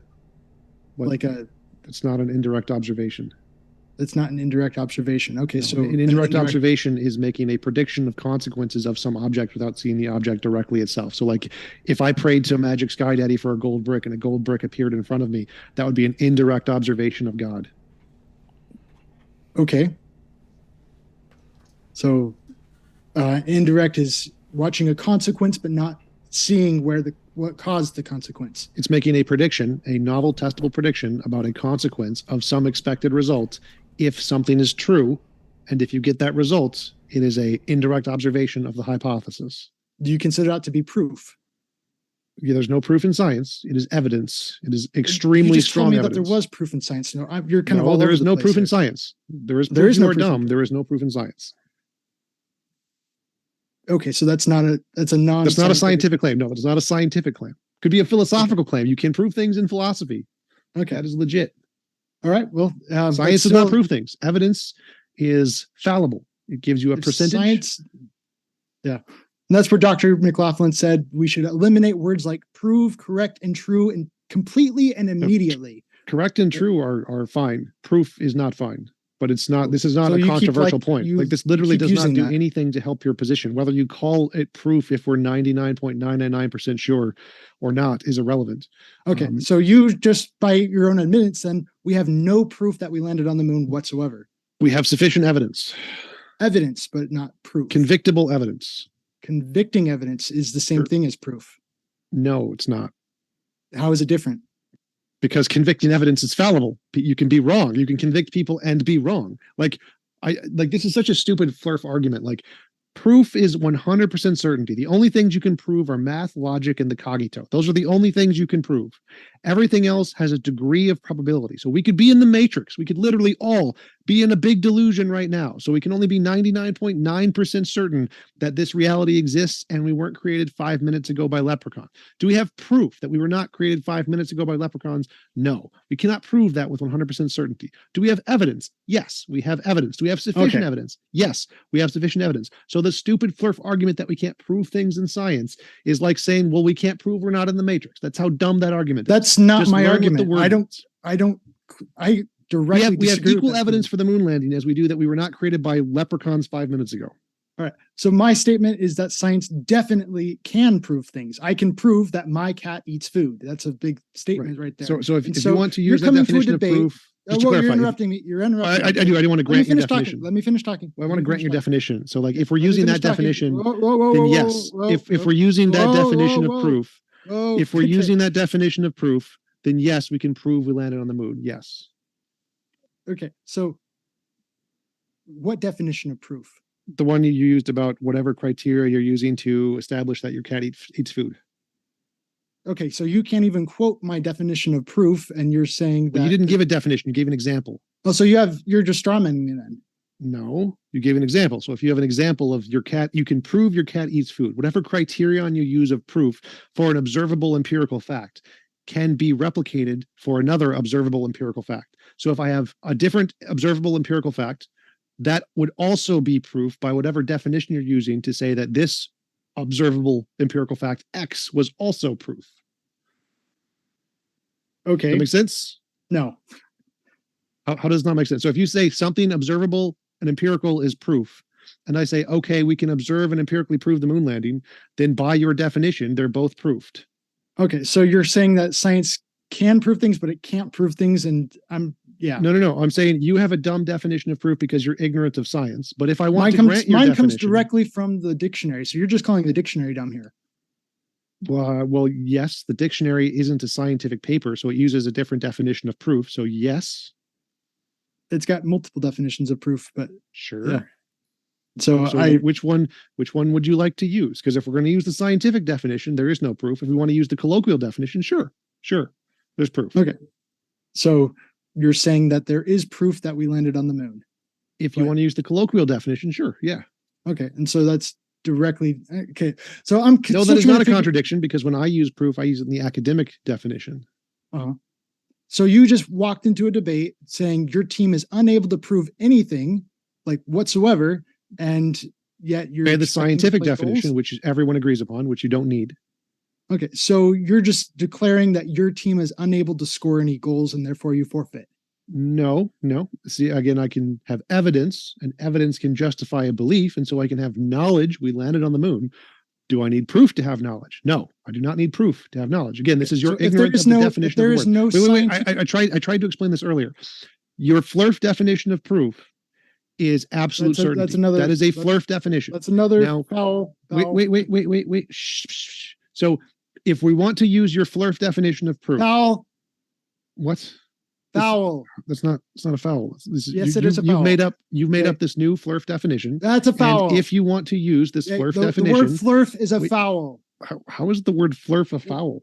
It's insulting. Okay. It's a short for flat earther. Like it's just a shorter way to say flat earther. FLIRF. It's a derogatory language. I don't care. You're a FLIRF. Yeah. Okay. So that's derogatory language. FLIRF definition of proof. Okay, just to move us forward on the topic. Wait, yes, the FLIRF definition of proof requires absolute certainty. I have the actual poll results. The next question that people most wanted to hear discussed was, why would the U.S. government lie about having landed on the moon? Oh, I can just grant. Of course they would. That's just something we would obviously lie for. The question is why would the Soviet Union lie to admit the Americans landed on the moon? That's a more interesting question. They were working with us. They were not working with us. The International Space Station. And by the time that came around, and there's another thing here with the Soviets. Okay? This was before the ISS. Just imagine for a second that they did come out and say, we were at the Cold War. There was a Cold War. Do you remember the Cold War? We were not working together. The Cold War. Okay. So during the Cold War, just imagine for a second that they said, "Oh, you guys are faking it, right?" And then what would the U.S. do? They'd just say, "Oh, well, you guys are just being sore losers," and that's just how they would go. You guys are just being sore losers, and What I don't understand the gibberish you just said. Like, why would the Soviet Union? If the Soviet Union said they cried, "Oh, you guys are making up. You guys are lying. You guys never went there." If they did that, then the U.S. would just say, "Oh, you guys are just being sore losers. Grow up." What is that? Is this supposed to be some kind of a counter argument that, oh no, the Russians would be so insulted if we said they were just being sore losers? They're going to be like, no, our whole regime is going to fall because the Americans said we're sore losers. Oh no. Oh no. So it's just, that's it. They don't, rather than say we're sore losers, we're just going to not care. We're going to, whatever. We don't even care. And that's exactly what happened. That's dumb. Literally not a thing that's ever happened in history. It was never like front page news or anything like, oh, the Americans, look at them. They went and got to the moon. No, it never happened. They banned the footage. They banned the footage so people could not watch it because it was real. No one cared. No, they did care. They specifically banned the footage because they cared so much. And then they had decided, oh, well, let's go and work on the International Space Station years later. And yes, after the Cold War, when the Cold War was over, yes, they do science together. Congratulations. Was President Nixon? I don't care about Nixon. Go back. Whoa, this is Apollo 11. Soviet Union. This is Apollo 11. Apollo 11 was in the Nixon era. Okay, was that during the Cold War? Yes. President Nixon was all worried about those commies, and there was no kind of pact saying, okay, well, we're going to work together from now on. At that time, I have no idea what you're talking about right now. Like, what does this have to do with what we were just talking about? You're asking why the Soviets didn't go out and say it never happened, and why there were no Soviet whistleblowers saying you guys are liars. Right. Yes. So this happened during the Nixon era. Okay. And during the Nixon era, there was a lot of kind of working together. They're trying to overcome kind of their differences during that time. And so the Cold War. And they were doing much more of the opposite thing. They were doing more of the opposite thing. What's the opposite thing here? Trying to degrade each other and show each other we're better than one another. They were trying to one-up one another. There was a space race. There was this thing, a space race where they were competing try to get there first. It takes two people to run a race, and if there's only one person running, it's not much of a race. Right. So Soviet Union running, America running, two people. Soviets don't like the fact that America went there first. Soviets sent the dog in first. They sent Sputnik first. They were first in space. There was this competition that tried to show that one was better than the other. But America won. The Soviets never were trying to go to the moon. At all. The Soviets were never trying to go to the moon. That wasn't the point. Race. The space race is not moon race. Those are two different words. Space, moon, different words. Do you understand different words? They have different numbers of letters in them. You're saying that the Americans won the race, right? Yes. Because they landed on the moon. Yes, they did something so impressive that outclassed the other one. Yes, they won the race. They won the race, and so the Soviets were never trying to go to the moon. The Soviets were very upset that the Americans outdid them, which is why they banned the footage in their country so other people could not watch as the Americans outclassed them. Yeah, that's not. Yeah, that's true. That's a fact. That's why they did it. That's literally why it's written. They did it. Yes. And who said? Where's your evidence for that? You're just making stuff papers of Soviet bans footage of Apollo 11. Is that the United States saying that? Is that more trust in NASA? It's the Soviets saying that. It's the Soviets saying it. The Soviets over there said that moon landing stuff is banned, and so they're telling you that we are banning this, and so no one's allowed to watch it, and they're just openly telling that to the public. Yes. So, yeah, that's kind of a it was punishable by death. It's punishable by death. If you guys show any kind of moon landing footage, then you're dead. Yes, that's what the Soviets did. They'd kill people who did anything that was against their policy. Yeah. It sounds like you're making stuff up. No. Just Google it. Just Google it. Did the Soviets ban footage of the Apollo missions? Okay. So the burden of proof is on you right now. Now you're trying to shift it to me. It's up to me to go and do that. Okay. And if science never proves anything, then you're unable to meet the burden of proof. Google searches are not science. Again, you're using the colloquial definition. Try to get your head around the definition. Google it and say, wait. Google searches are not science. Yes, Google searches aren't science. Like, how is this hard to understand? Colloquial definition of proof. Google search it. Like, can we prove that the Soviets blocked things from the public, just like every authoritarian government ever in the history of the world has? Yes. Saying that didn't happen just means you're a moron. Of course they did. Yes.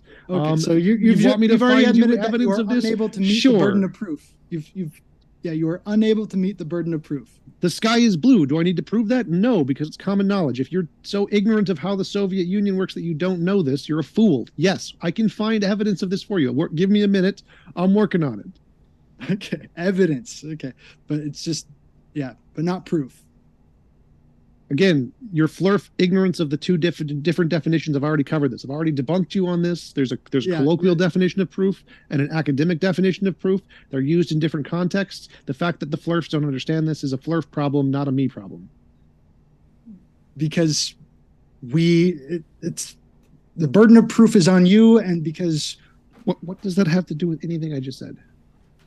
You're trying to lay the burden of proof on us and saying it's our problem. No, if it's common knowledge, there is no burden of proof. The burden of proof has already been met. It's common knowledge they did this. This is not something that's been hidden. Oh, okay. So my textbook like if I say the sky is blue, I don't need to give you scientific photos of it. It's just if you don't know this, you're just kind of dumb. That's the thing. So if you don't know the Soviets did this, you're kind of dumb. Go back to high school. Just more fouls from you. But okay. No, it's fact. The last question was, have any astronauts ever recanted on their testimony that they did land on the moon?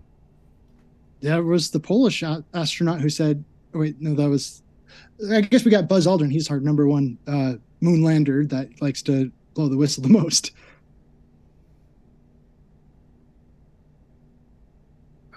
So are there any astronauts that recanted landed on the moon? That recanted. That was the question, right? Yeah. And what was your answer? Buzz Aldrin. Buzz Aldrin. What? Yeah, Buzz Aldrin. I've got a ton of statements from him that, Well, that's dumb because he does not. You mean like statements of like, not to you personally, but that he's like interviews or things? Lots of interviews. He's done a lot of interviews saying, we didn't go to the moon. It never happened. You didn't watch me on the moon. You watched an animation. That was him with an interview with Conan. Fact check. Buzz Aldrin interview is not evidence that it was fake. It's not proof. They use proof in this one. So it was proof. It's not proof. It was fake. They go through every one of the examples here. It is not in any way. No, it's evidence. No, it's not. It's evidence. Nope. Yeah, it's evidence. Buzz Aldrin admits he did go to the moon. It's facts. None of this is in any way corroborative that it was fake. He did not recant. It goes through this pretty clearly in every single statement. You didn't watch me on the moon. You watched an animation. Yeah. Those were his words to Conan. Yeah, which is not the correct statement. So again, if you look at the data here, it's not evidence that the moon landing was faked. No. Okay, that's a subjective verdict. Opinion. False. Subjective Astronaut opinion. Buzz Aldrin explaining the broadcast used animations during their coverage of the moon landing does not prove that it was faked. Yeah, I said it was evidence. It's not evidence that it was faked. That's a subjective opinion. No, it's fact. Yeah, it's a subjective opinion. opinion. We can prove there are things up there that we can reflect light off of also. Yeah, you don't see any light coming back at you.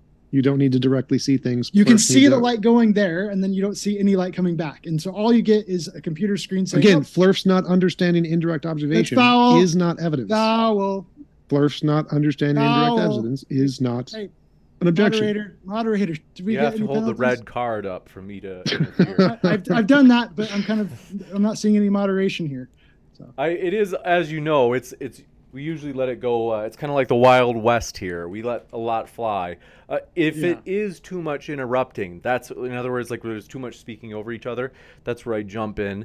But otherwise, people might call you names. And you're welcome to call Tom names or even me. But I'm above that. So I'm not going to do that. I just kind of wondering how this moderation goes, if there's any penalty or anything like that. Well, think of it this way, because sometimes, I get people who tell me all the time how to moderate, and there's a billion different things that they don't like. But theoretically, if an opponent were calling you names, I don't know if you think that most people in the audience would find that like, wow, like, I really agree. That guy's name calling is persuasive. I think I'm siding with him. Like, I don't know if it really, I don't know if they're really getting away with anything that really helps their case as much as they're just, it's a little blood sporty, Okay, so he just wants to demean me and persuade people through bully tactics.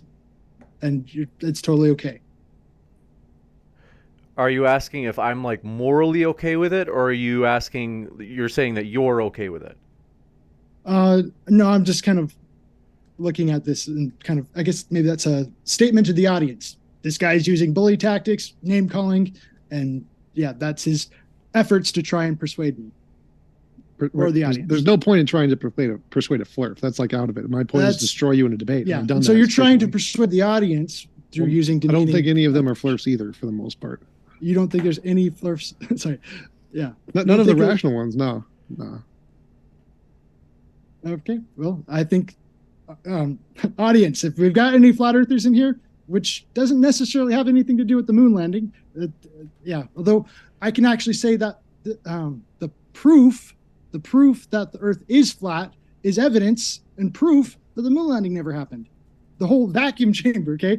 Yeah, Mark Sargent was just talking about how if you put a vacuum chamber like above the second floor of your ceiling, right?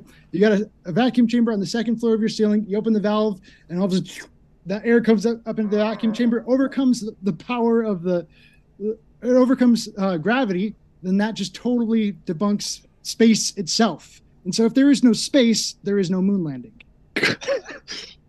So you want to go from moon landing to flat Earth? Like, it seems like you're shooting yourself in the foot on this one by taking a really dumb claim. And you're the one bringing up flat earther. Yeah, you kept saying, "Oh, flat earthers, flat earthers." Oh, there's no flat earthers who watch this. And so, if you're a flat earther, say so in the comments section.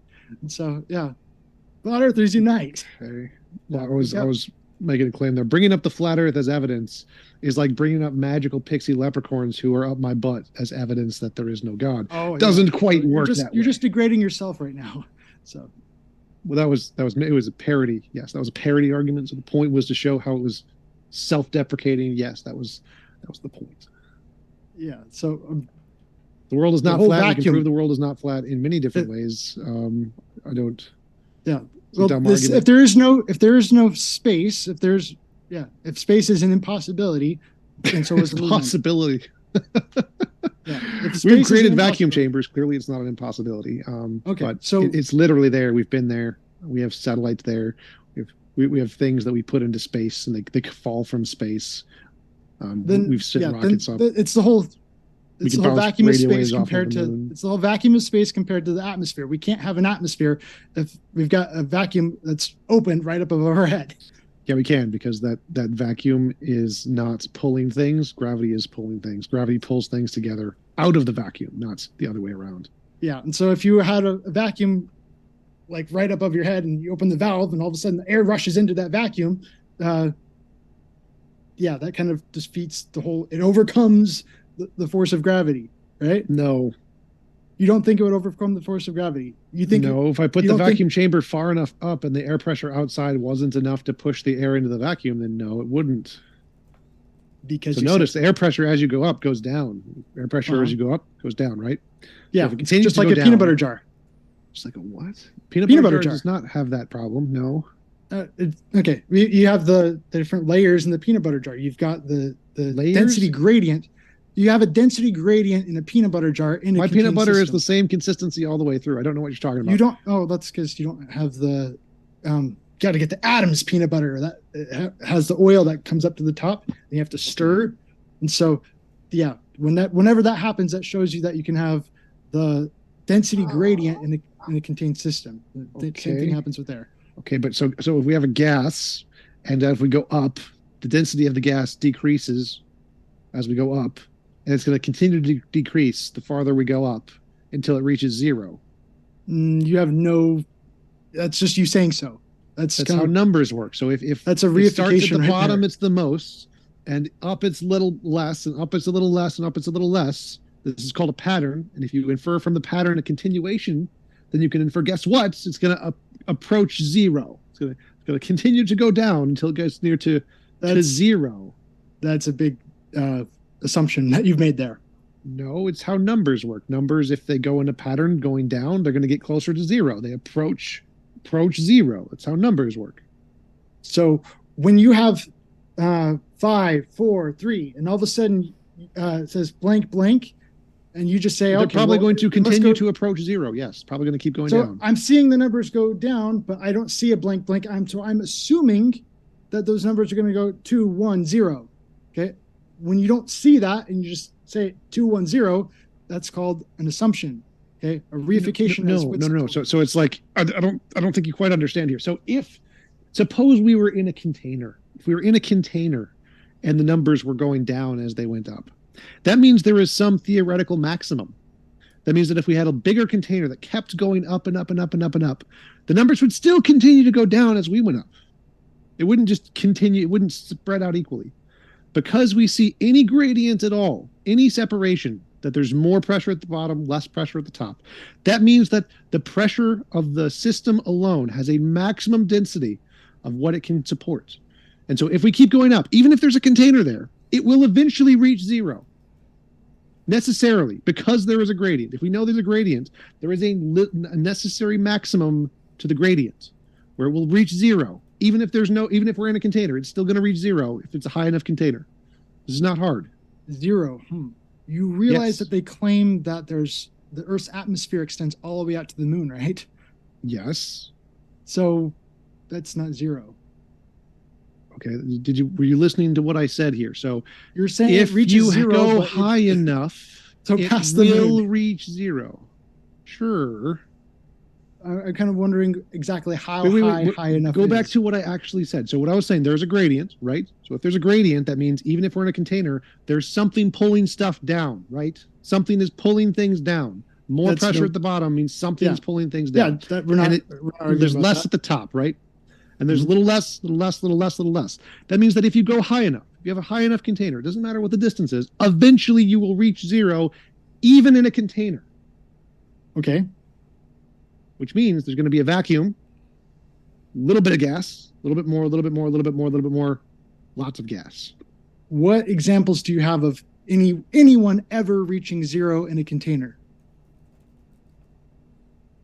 Vacuum chambers get close, which is all we need. But you said, now you're kind of moving the goalposts here. You said specifically zero. Yes, we've been to space. You said we can get zero. Right? No, that's not relevant to the point here. I don't know what you're not understanding here. So the point is that we see a gradient. There's going to be a vacuum, whatever you define a vacuum as. Vacuums are not defined as zero pressure. I don't know if you're just ignorant of that or what. You're the one making a big deal. You're the one making the big deal about zero. Kiddo. You made the claim. You could not have a vacuum chamber and then atmosphere. That was your claim. That was your dumb flurf claim. No vacuum. Now, a vacuum is not zero pressure, right? You understand vacuum not zero. You're the one adjusting your. I never claimed a vacuum is here. zero, kiddo. You that was never zero can happen in a vacuum. Do you understand? A vacuum is not zero pressure, right? I understand that we. Wait, so if we have a container, if we have a container, more pressure on the bottom, less pressure, vacuum, then we could keep going to zero. It would be further up past the vacuum. There'd be a zero pressure way up at the top somewhere.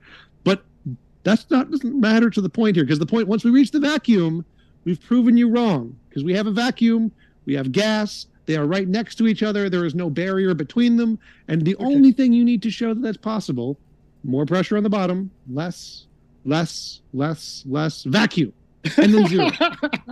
Okay, so vacuum is a certain level that we have to get to. So we have less, and then there's a certain level, and as soon as you hit this certain level, that's a vacuum. Sure. What is that level? Okay, Google the vacuum of space. Vacuum. See, a vacuum is anything that is less pressure than another pressure. And so, yeah, when you open the door and the wind rushes in, okay, that's due to a vacuum, a difference in pressure. Well, then you're just debunking your own silly argument, because then everything is a vacuum. Argument? You're right. Everything is a vacuum. You said, oh my God. Your flurf argument was you can't have a vacuum without a container. Or you can't have a vacuum and then a system of air without a container. Because you can't have those two things next to it. That was your claim. That was your dumb claim. But if you're claiming that a vacuum is any lesser amount of pressure, then there's a vacuum everywhere in the world next to something else with no container. Because anywhere you go up is going to be a vacuum to the thing below it. I agree that everything. So you can't have a vacuum without a container. You can have a vacuum without a container. So when I open the door to my house and wind rushes in or out, that's due to a vacuum, and the house is a container. Okay, so when I'm on a mountain and I'm standing at the bottom of the mountain, above me is lower pressure. Is that a vacuum? Yeah, you can say that. Okay, so you can have a vacuum without a container. Because there's lower pressure. Okay, congratulations. Okay, science. Okay, so I think we've both had to kind of adjust, and that's the great thing, wonderful thing about debates is we've both kind of adjusted. You before had a standard of saying, pressure, and all of a sudden vacuum, and that was your thing. And now you've agreed with me that that's not the case. That's still the case. That's still the case, because when I'm saying vacuum, I mean the vacuum of space. I'm not talking about any lower amount of pressure. I'm talking about the vacuum of space. So you're saying you haven't moved your goalposts, and you've got a vacuum of zero at a distance of. No, I never said a vacuum is zero, brokeaches. Never said that. A vacuum. Okay, you did say that. I said that if we have a container that goes high enough, you will eventually get to zero. Vacuums don't start at zero. Vacuum of space, what is pressure at the vacuum of space begins at 2.7 times 10 to the -3 bar. That's the vacuum of space. That's pretty intense there, and that would and we will reach that point if we go high enough, because there is a decreasing amount of pressure the higher we go up. So if we go up high enough, eventually it's going to reach that number, and we're going to be in a vacuum with no barrier between that vacuum. That's a big reification fallacy, just as a big assumption. How is that a reification fallacy? It's literally math. What do you think a reification fallacy is? It's when you presuppose a thing and treat it like it's a proven fact. No, it's not a presupposition. You're saying reification is using an abstract thing and treating it as if it's physical. It's literally nothing what you said, and nothing what I said was abstract. It's physical. So it can't be a reification fallacy, because what you said is gibberish. Okay, you're putting assumptions in there, and you're treating these assumptions as if they are proven facts. When you yourself no. So I'm saying if we see a gradient of pressure, like we literally feel it, we see bottom of the mountain more pressure, higher we go less pressure. Do you think it's going to magically stop decreasing at some point for no reason? That is going to stop decreasing for no reason. It's going to stop decreasing because if we continue to go up, is the number of the pressure going to stop going down magically? No, it's not going to stop going down. Right. It's not going to stop going down, which means eventually you're going to get to a very small number, like 2.7 times 10 to the negative 3 bar. That number, that's an assumption. unless it stops, is going to be reached. Okay, 5, 4. Okay, if we don't know the last two, okay, and 5, okay, 5, 4, 3, and then all of a sudden you don't have the rest of the pattern, and you just assume the next numbers would follow in the pattern. That's an assumption. No. So again, you would have to assume that it stops magically. It has to stop for some reason. That's what you're assuming. You're assuming it magically stops. The pattern goes away for no reason because magic. I didn't say it stops for no reason. I did not say it stops for no reason. That's what I asked you before. So do you think it's going to stop magically?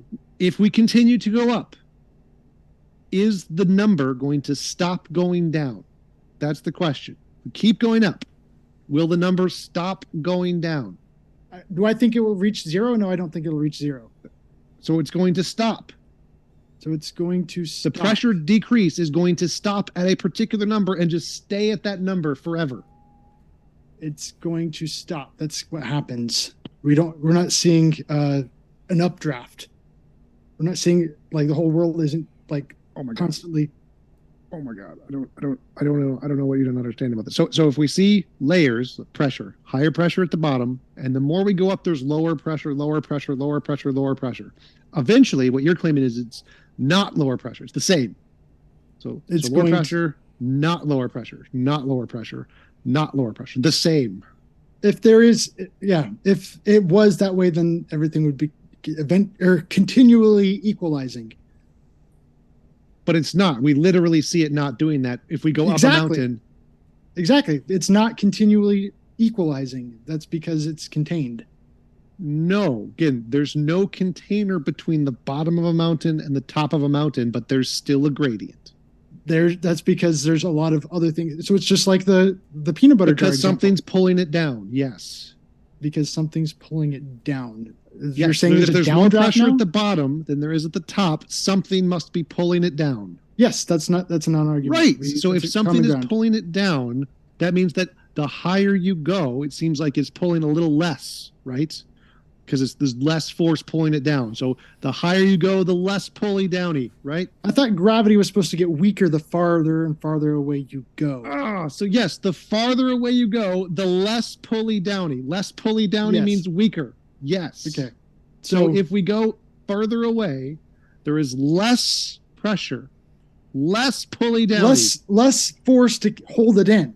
Right. And so therefore the vacuum would have more, it would overpower. No, the vacuum does not pull. Vacuum has no pulley power. Vacuum is a nothing. It's a nothing burger. It does nothing. It does not pull. It does not push. It does nothing. It's a nothing. Okay. So if you have an object in a vacuum, it's just going to stay there and do nothing. And if you have another object in a vacuum and it touches the first object, they're going to stick together. So if they both have gravity. Open the doors of my house, there should be no movement of air from. No, that has literally nothing to do with anything I said, kiddo. Pay attention. Two objects in space, you put them together, they're going to stick together because they both have gravity. Space being right next to those objects isn't going to pull them apart. Space has no pulley force. There's no pulley force in space to separate the two objects. So if you were to open a vacuum in space, the air should just stay there. Yes, if the air is not being pushed by other forces of air, it will just stay together. It'll just in a bubble. It's called a gas cloud. A gas cloud. Yes. Okay. And we do this. We actually have this in vacuum chambers. We have a vacuum chamber. You have a fishbowl. You pour some carbon dioxide into the fishbowl, and it stays together in the fishbowl. It stays together. It doesn't try to separate out. Not until you pour enough in. Like if you have water in a vacuum and you pour the water in, it's going to stay at the bottom of the fishbowl until you pour in enough that it overflows the fishbowl. But it will all go to the bottom and stay at the bottom. I've seen that done with the sodium or the hexafluoride stuff, the deep voice gas. And I've seen that happen with the deep gas stuff. So with some gases, I can see that. I've also seen that done with helium. You put helium in a balloon, it has a container and it's keeping it together, and then the balloon will drop in a vacuum chamber. So I've seen that before too. Okay. But it requires a container. The hexafluoride stuff that doesn't require a container because it's so heavy. And oh my God. So okay, let's take your balloon example. Let's say there's helium in a balloon And if we pop the balloon, so helium in the balloon, we put the balloon falls. If we pop the balloon, where would the helium go? Everywhere. Oh my God. So if it's in a balloon and it falls, if it's outside of the balloon, it's also going to fall, right? There's the weight of the balloon itself, and that's kind of part of what's holding it down. And the balloon forget the weight of the balloon. Will gases on their own fall? Will gases on their own fall? Yes. I just barely talked about the hexafluoride stuff and about how that falls. Yes, it falls, right? Yeah. And when it falls, it goes to the bottom and it sits there, right? Yeah. And there's a vacuum above it, right? That there's a vacuum, which is just being something of less pressure. Yes, like vacuum close to the vacuum of space directly above it, air pressure of the hexafluoride at the bottom. The hexafluoride doesn't go up. There's a big vacuum here, and there's a space between them.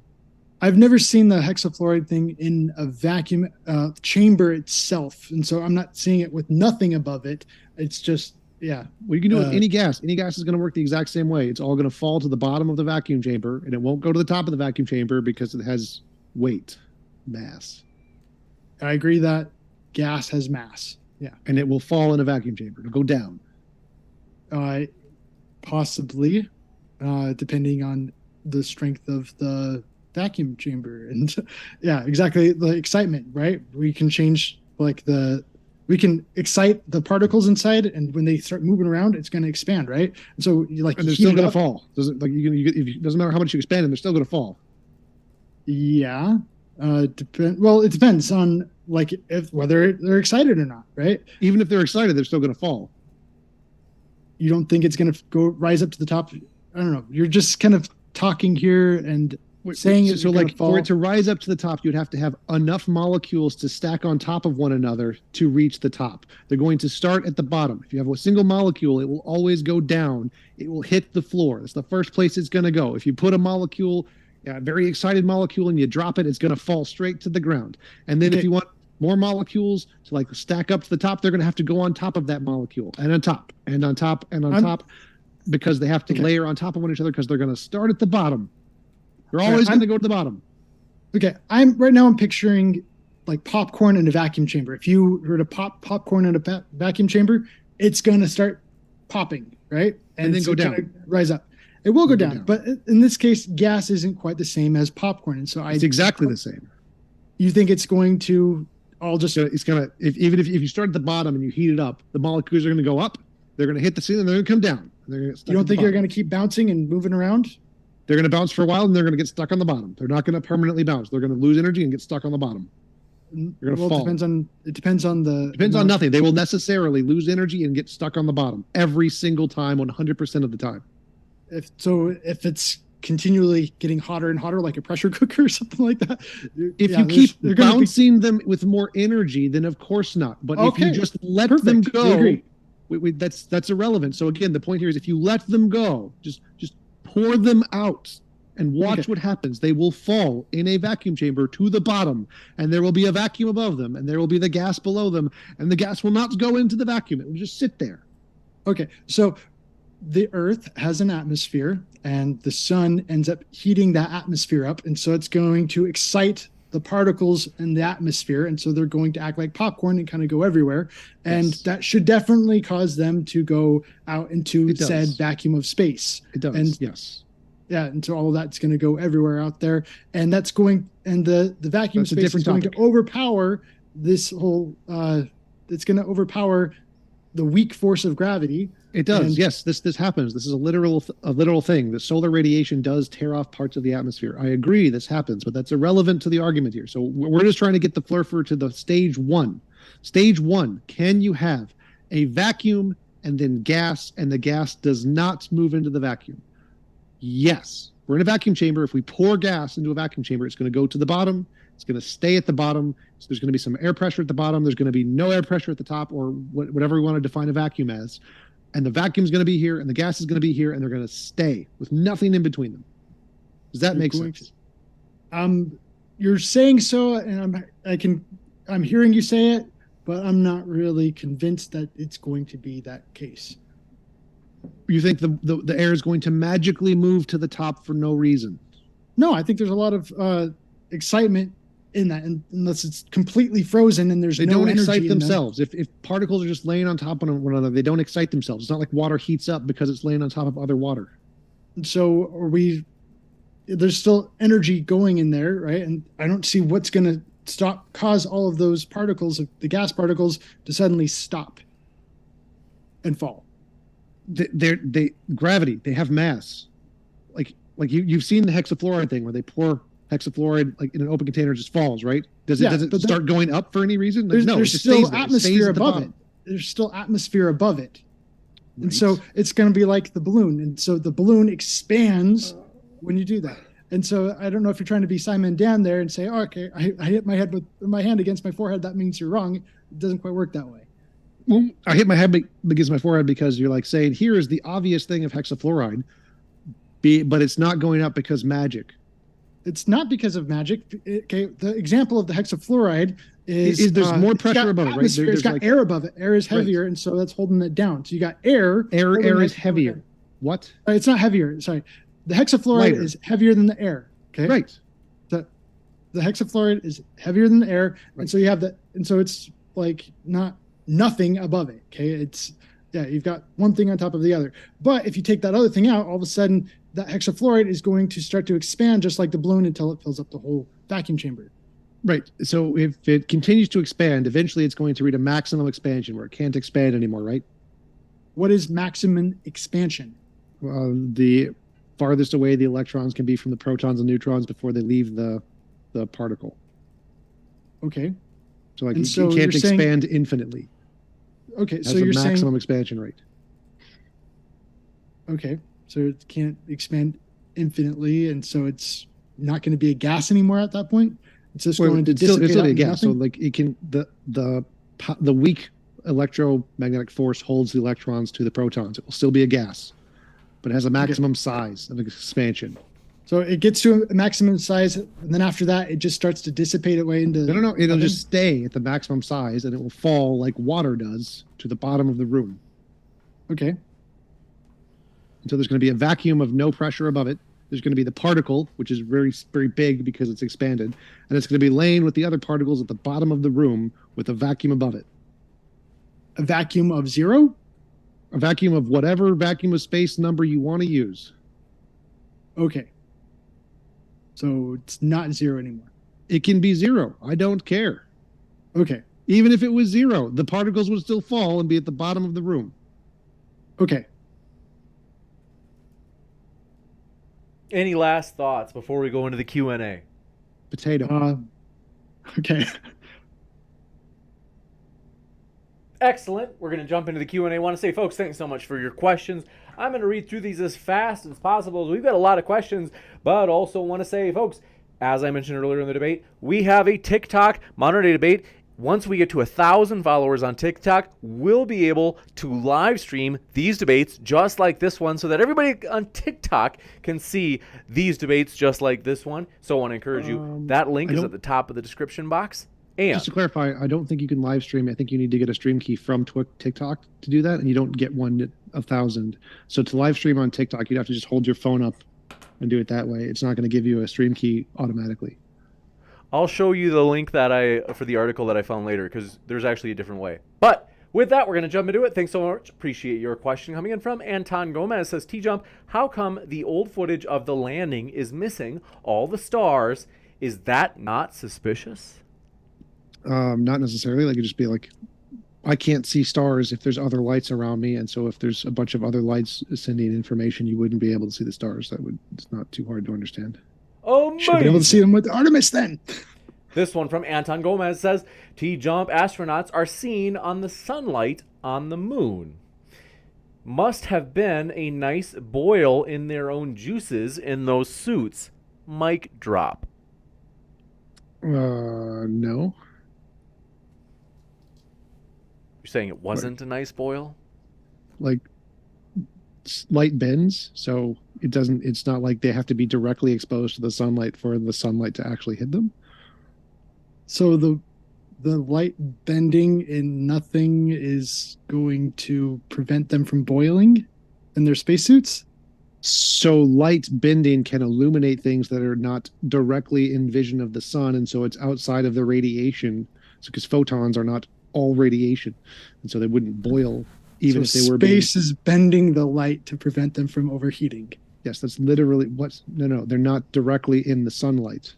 So like, you can look at the sun with your hand in front of it, and the light, you can see it without burning your eyes, because not all of the light from the sun is hitting you. So if you're not directly in the sunlight, it's not going to boil you. If there's some light hitting you, you get warmer, you won't boil. It's not like all photons of the sun will boil you if any photon hits you. No. This one coming in from, do appreciate your question. Malavia says, Kyle, being called ignorant of something is not an ad hominem. You need to learn your fallacies and quit the antics. It's an insult. This one coming in from, do appreciate it. ASEAN Talk says, Kyle, you showed a video of NASA testing equipment for going to space and the problems they had with it, which proves NASA took space seriously. Okay. This one coming in from Nick says, for both, why do you think the astronauts who have landed on the moon have different stories about seeing or not seeing stars? Different levels of, because they're probably the same way. Like, we can sometimes see stars and sometimes not see stars, depending on where and what time you look. So I don't see that. I don't see the problem here. I'm not sure. Juicy. Kyle, any thoughts? You don't want to jump? Okay, this one. I think the stars right there. It's like, oh yeah, we saw stars. And, oh no, we didn't see stars. That's kind of when we wanted to debunk the moon landing. The number one thing we do is we look for contradictions, and so every contradiction is evidence that the moon landing never happened. So yeah, that's like saying a murder didn't happen because there's some erroneous contradictions in the story of two eyewitnesses. It's no. There's evidence. So no, like literally in eyewitness testimony, they all give moderately different accounts all the time. It's just a fact of eyewitness testimony for everything. That's not evidence that the central event didn't happen. Like, it's evidence that someone is lying. They both can't be true. No, if someone says that this person has bullet holes in them, and the other person says no, they had their throat slit, both can't. Like, no, please just do some basic research on eyewitness testimony. Like, when 10 people see the same event, they all give different accounts of the event every single time. That's not evidence they're lying. It's just evidence that that's how the brain works, not evidence of lying. There's one person seeing a clown in the room and the other person said there's no clown in the room whatsoever. That's not the same as saying they saw stars. That's erroneous. It's like a medium thing. The color of the car doesn't make a difference. Yeah, this is kind of like a really big, obvious thing. The astronauts on the moon, all they have to do is look up and, oh, look, stars. And one person, yes, sometimes you would see them, sometimes you wouldn't. I didn't see any stars. Sometimes you would see them, sometimes you wouldn't, obviously. This reminds me of a juicy, very similar type of argument in a different context regarding the eyewitness testimony and whether or not the core of their scenario or their testimony is true. This is interesting. Does anybody know what I'm talking about? Tom, you have to. I think so. Like, there's a number of studies done on eyewitness testimonies of like seeing a car crash and what color it was and what things were going around it, and they all got it wrong, but they got the core thing correct about the car crash. So like the central facts can be correct even if all the medial facts are not correct. So I'm talking about that. You're right. That's true. There's good research like that, but there's a specific debate topic I'm thinking of. Nobody else is thinking of it. The Jesus resurrection? Yeah. This one coming in from ASEAN Talk says, Kyle, please apologize for lying about Buzz Aldrin. I didn't lie. Okay, you're going to have to deal with it.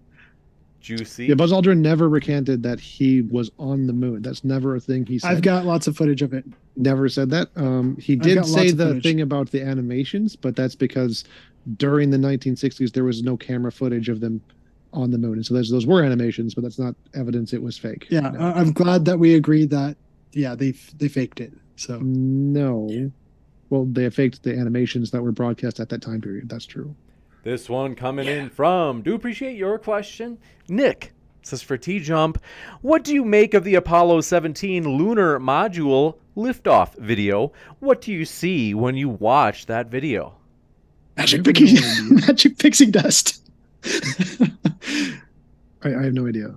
It's the okay, lunar liftoff. Okay, you got the module, it's going up, and all of a sudden you can see all these like weird colorful sparks, magic pixie dust going everywhere as they rise up, and then the camera just pans up there like perfectly. Like, you haven't seen that? No. Okay, maybe I have. I don't know. I don't see the problem. That's pretty classic. Funny thing happened on the way to the moon. American Moon. Those are some great documentaries on the matter. Juicy, this one coming in from, do appreciate it. Fact-Based Living says, we are indirectly observing you in this stream, Kyle. Do you not exist in a jar of water? All molecules are the same density. Why is there a gradient? Okay, that was a lot. So why is there a gradient in a jar of water? They said, let's see, they said there are two questions. So they said, one, we are indirectly observing you in this stream, Kyle. Do you not exist, therefore? Okay, so that's multiple questions here. And so I definitely do exist, even though you are indirectly. They say in a jar of water, all molecules are the same. Okay, I don't exist in a jar of water. That was a separate question. He's asking, so he's going back to the density question, like if there's a jar of water, each of the molecules has the same expansion rate. We were talking about how molecules can expand, but there's a different gradient, even though they're all expanded at the same amount. Yeah, that's because the ones on the bottom have to bear the weight of the ones on top. Yes, just like how gas would in a vacuum chamber. This one coming in from, just to be sure, okay, we got that one in a jar full of, we got that one, okay. And then CyberHex says, Kyle, your conspiracy claims that roll off your tongue so easily may seem harmless to you, but you delegitimize the hard work like my grandfather who worked for NASA on the Apollo M's. Shame on you, sir. How do you like them apples, Kyle? I say abolish NASA. We got to get rid of it. It's unconstitutional. It's a whole other different argument, but yeah, do away with them. How is NASA unconstitutional? How is it? Okay, you want to get into that debate? So it has nothing to do with the role of government whatsoever. The entire organization itself is outside of the Constitution. The government is not allowed to spend money however they want to. And so when they do things that has no authority, no constitutional authority, it is unconstitutional. This one coming in. It doesn't make any sense. Government spend money on things that aren't in the Constitution. Government spend money on things that aren't in the Constitution all the time. It's wrong. It's not against the Constitution. This one government, too much. Nominal says, TJump, I am a fellow tube earther. Earth has no walls, but no top. Or it has walls, but no top. Tube earther, that is correct. So like we could have a tube earth and there was an open thing at the top and you'd still have an atmosphere gradient, and so it would still work. You got it. Best in Show says, don't worry, Kyle. You have to take it all in jest. You just kind of let it roll off your back. They say, James, I want to give this super chat to Kyle for tuition to go back to 4th grade. You can never let them know it gets to you. Never let them see you sweat, Kyle. You're doing all right. All right, this one from Vinny says, Kyle, Buzz would probably hit you. He's attacked people for denying. Take it. Bring it. They said he's attacked people for denying the moon landing before. TJump, when that chair breaks, will you hold a funeral for it? It's logically impossible for it to break. It predates the origin of the universe. It's unbreakable. It's made of unobtainium. The clamshell chair. Is that the one that you've always used for like? Have you had the same one since you started coming on Modern Day Debate 4 years ago? I think so. This is my second one of these chairs. My first one was brown and it was leather. This one is suede. The leather one gets too cold in winter, so I use this one. Got this one. Probably the same one. But Kyle, as I said, Buzz Aldrin may hit you the next time he sees you. What if he punches you in the face? What are your thoughts? He can shoot me in the face and I'll take it as a badge of honor. Take up your cross and follow me. That's, you stand for truth and come what may. Thank you for that. Shane the Pain says, showing aloha to TJump from Hawaii. Love all your debates. Thank you. I actually recently posted a picture of Minnesota life, and there's like a foot of snow everywhere, except in like the sidewalks and the streets. So jealous of the Hawaii life. If you happen to know a millionaire who can buy me a house down there, please hook me up. You guys are tough living up there in Minnesota. This one, Fact-Based Living, says Kevlar is flexible. Kevlar with epoxy is in helmets and bulletproof vests. The epoxy is only there to make it rigid. Yeah, I've had a Kevlar helmet before, and those are pretty rigid because of the epoxy. This one, Wage Robot, says, ask Kyle Adams what he thinks of space agencies other than NASA. Have other countries' space agencies gone to the moon? They are in it together, and if you haven't seen the Chinese footage of the moon and just how fake it is, it's worth seeing. Juicy. This one from Nominal says, TJump, are you saying we are living in a tube? We got that one pretty much. Professor Phil Bell says, Kyle, will you debate me on whether or not space exists? Whether or not space exists. I'd take him. I'm all game for debates. I love them. So they're a lot of fun. But space exists is kind of a really broad topic because he'll have to define the word space there, because I am in a space right now. And so, yeah, I'm not going to argue saying, I'm not in space right now. Kind of vacuum of space. He means the vacuum of space. The vacuum of space. Vacuum of space is a whole nother argument. And yeah, I could take that argument. Juicy to say the least. And want to say this next one coming in from, let's see, Dr. Phil's forehead. I don't know if it's the same Dr. Phil. I think they mean Dr. Phil, like Dr. Phil. This one, the TV show, says, can Modern Day Debate please come to Denver? We are thinking about doing quarterly conferences. That's a possibility. Pat in the chat says, Kyle, the USSR and the US were in a space race to the moon. If the US faked the moon landing, then why didn't the rival superpowers say anything? I mean, they said nothing. I think he answered this before. He said, because, but America would just say that, well, they're just unhappy that they're losing and that they're being sore losers. Yeah, that's America's going to call Russia sore losers, and the Russians are just so terrified of that happening. They're just not going to lie. Let's just ignore it instead and not make a big deal about it. And it's just like, whatever, they can tell whatever lies they want, and we're not even going to bother even listening to their lies. Juicy until change of resume or change of regime. Regime, that's the word. Thank you. Change of that, and then all of a sudden, no, now we're going to go work together with you, and we want to go to space with you. So much for the whole Cold War thing, right? This one from Nick says, for Kyle, what do you think the moon is? Would a werewolf prove anything about the moon for you? I don't know what the moon is. That's just as simple as it gets. Juicy. What's this werewolf business? Would a werewolf prove anything about the moon for you? Like if a werewolf told you it exists? I don't understand.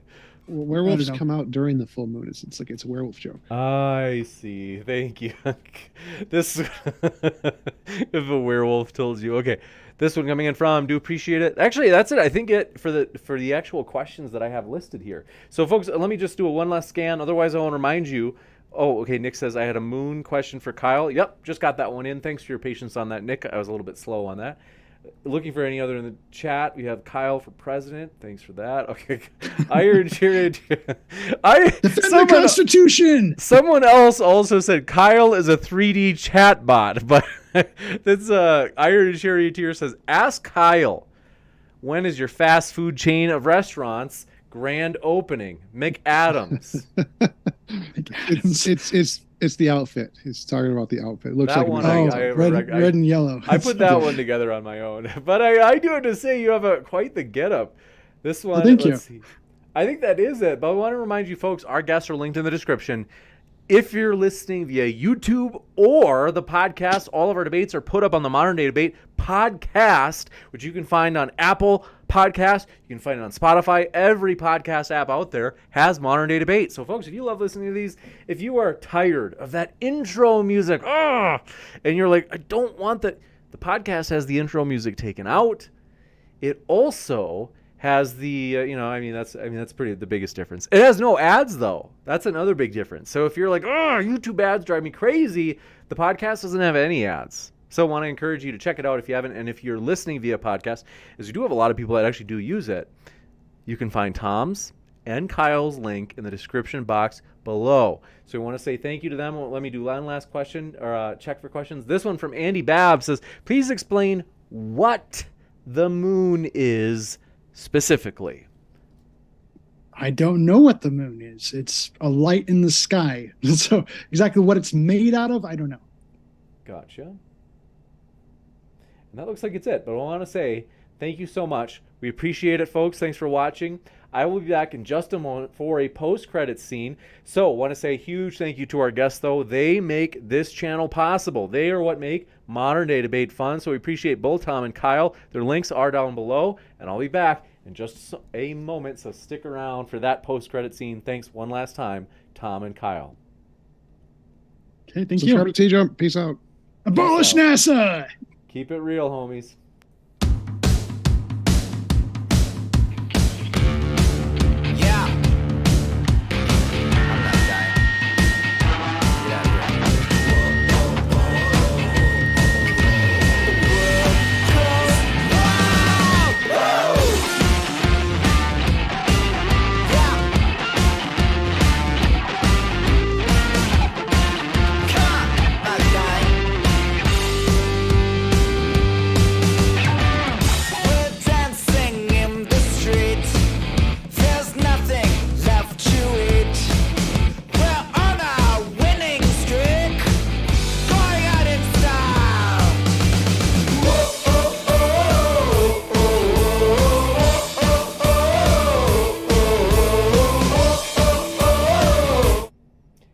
Ladies and gentlemen, as I mentioned, as you can see at the very top of the description box, we have put the TikTok link for Modern Day Debate. As I am absolutely thrilled, we will be able to live stream once we get to 1,000 followers. It's going to be amazing. So we do want to encourage you, if you haven't yet, do follow Modern Day Debate on TikTok by using that link. Let me just fix the screen here. Very embarrassing.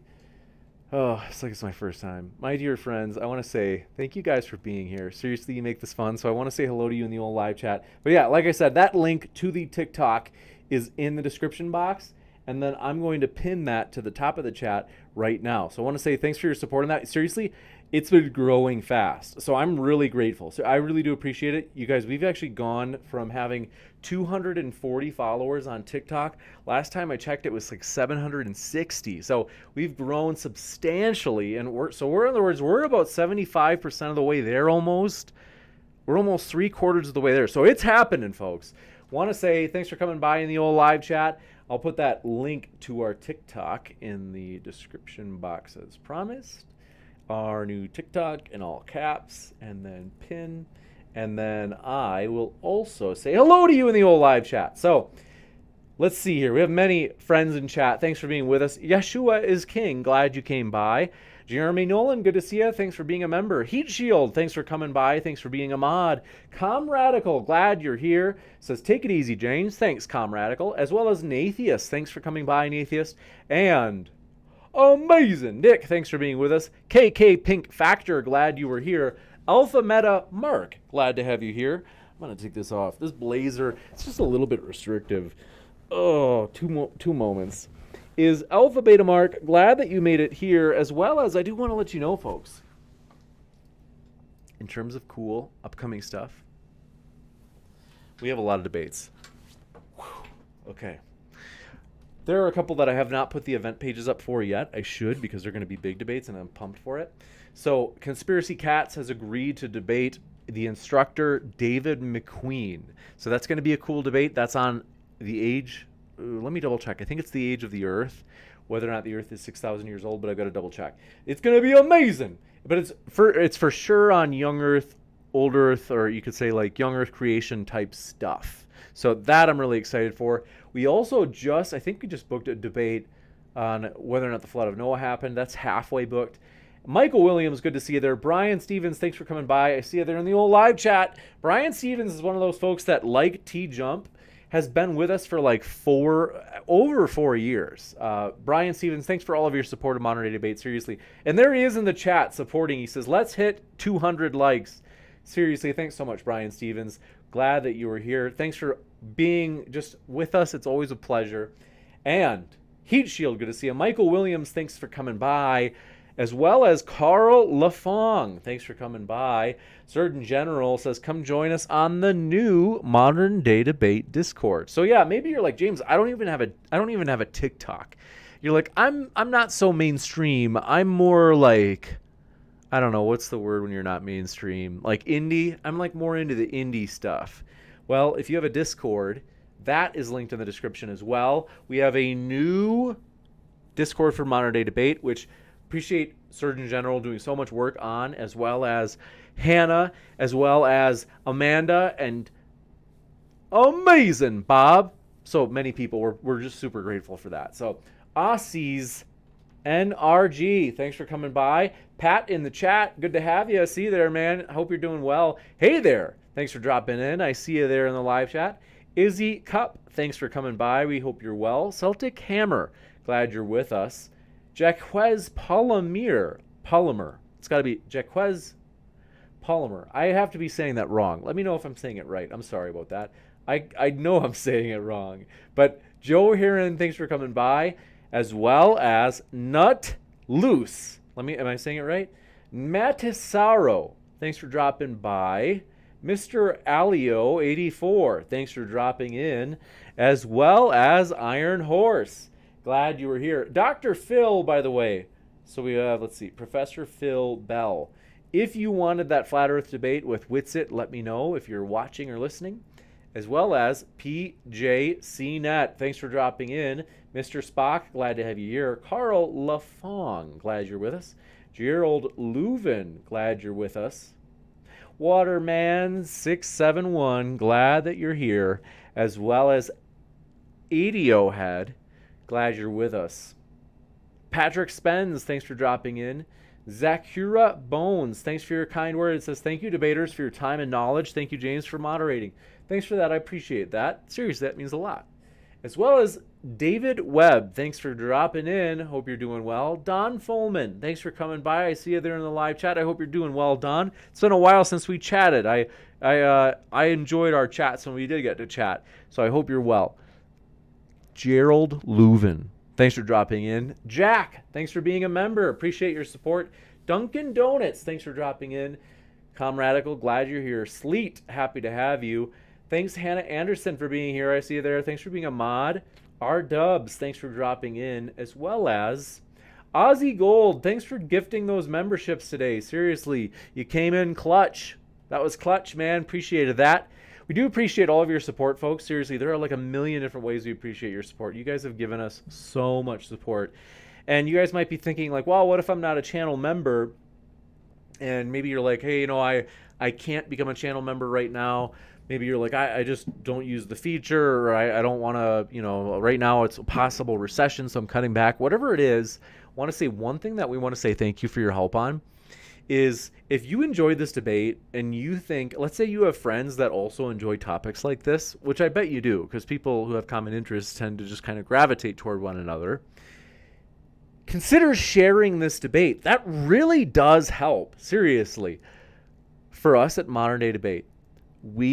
I keep an eye on the stats constantly. So I'm constantly looking at what are the videos that have the longest engagement. In other words, like the videos that people are watching the longest, like they enjoy it the most. I'm looking at shares as well. Thank you guys for sharing these videos so often. Seriously, it really does mean a lot. We appreciate all of your support. That means more than you know. So thank you guys for sharing these videos, as that helps Modern Day Debate expand. And it also is cool because you get to kind of share the enjoyment of a debate with somebody else who enjoys these topics. You could share it in a Discord, you could share it on a Facebook page, you could share it on a Twitter thread, like a direct message thread with friends. You could share it in a text message with a friend who you know and who you text. So that's kind of cool. that YouTube has that feature, and we appreciate it because it helps us grow as well.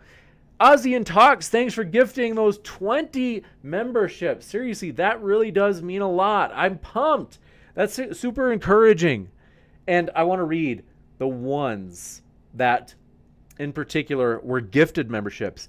Kit Topper and O, as well as Darth Revan and Corgasm and African Communist, Robert Summers, Kilgore Trout, Chris, L of B, Adam, Della Luna, Green Chili Bear, Bacon 123, Ryan McNamara, Claire, Nikki, Jordan with a Y, Worst Viking Ever, Big Cheese.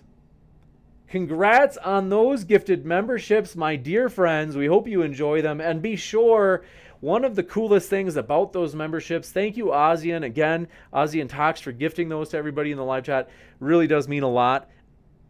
You folks, now that you've gotten a gifted membership, I highly encourage you, check out the emoticons button at the bottom of the chat. You will see not only are there the standard YouTube emoticons, but also you can see that there are the custom modern day debate emoticons, including the thinking face of me, which looks a little bit like this, as well as the shocked face of me. And my favorites, though, the amazing emoticon and soy boy, so that you can call your friends in chat a soy boy. So Nikki, I want to encourage you, please use the emoticon to call somebody a soy boy in chat right now. Since you're a new member, Nikki, take advantage of it. Call someone a soy boy. You can always use the nasty emoticon, because I haven't said it in a while, but I used to talk about Steven Steen when he would put in super chats, and it'd say nasty guy. But in addition to that, juicy, because we always have juicy debates here, so you can use that emoticon from Modern Day Debate as well. And it has the picture of a fruit, like an orange or a grapefruit.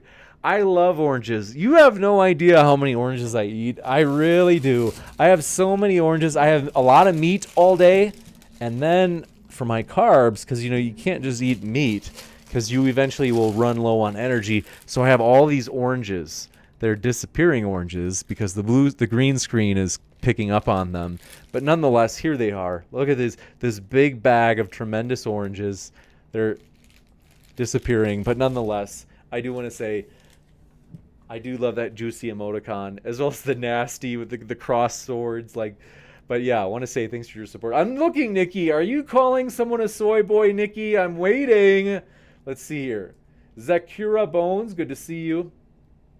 Now, Nikki might have actually fallen asleep. That's one thing I wonder, is the live chats here at Modern Day Debate. Oftentimes, good to see you, Winston's mom. Good to see you, Wax Hammer. Glad you're with us. A lot of times, I think sometimes the live chats, people go to sleep. They fall asleep while they're watching the debate live. And that's why a lot of the times, I'll say, Nikki, call someone a soy boy, but you don't see it in the live chat. So Nikki might have fallen asleep. Maybe she went into the other room. Who knows? But I've got to say,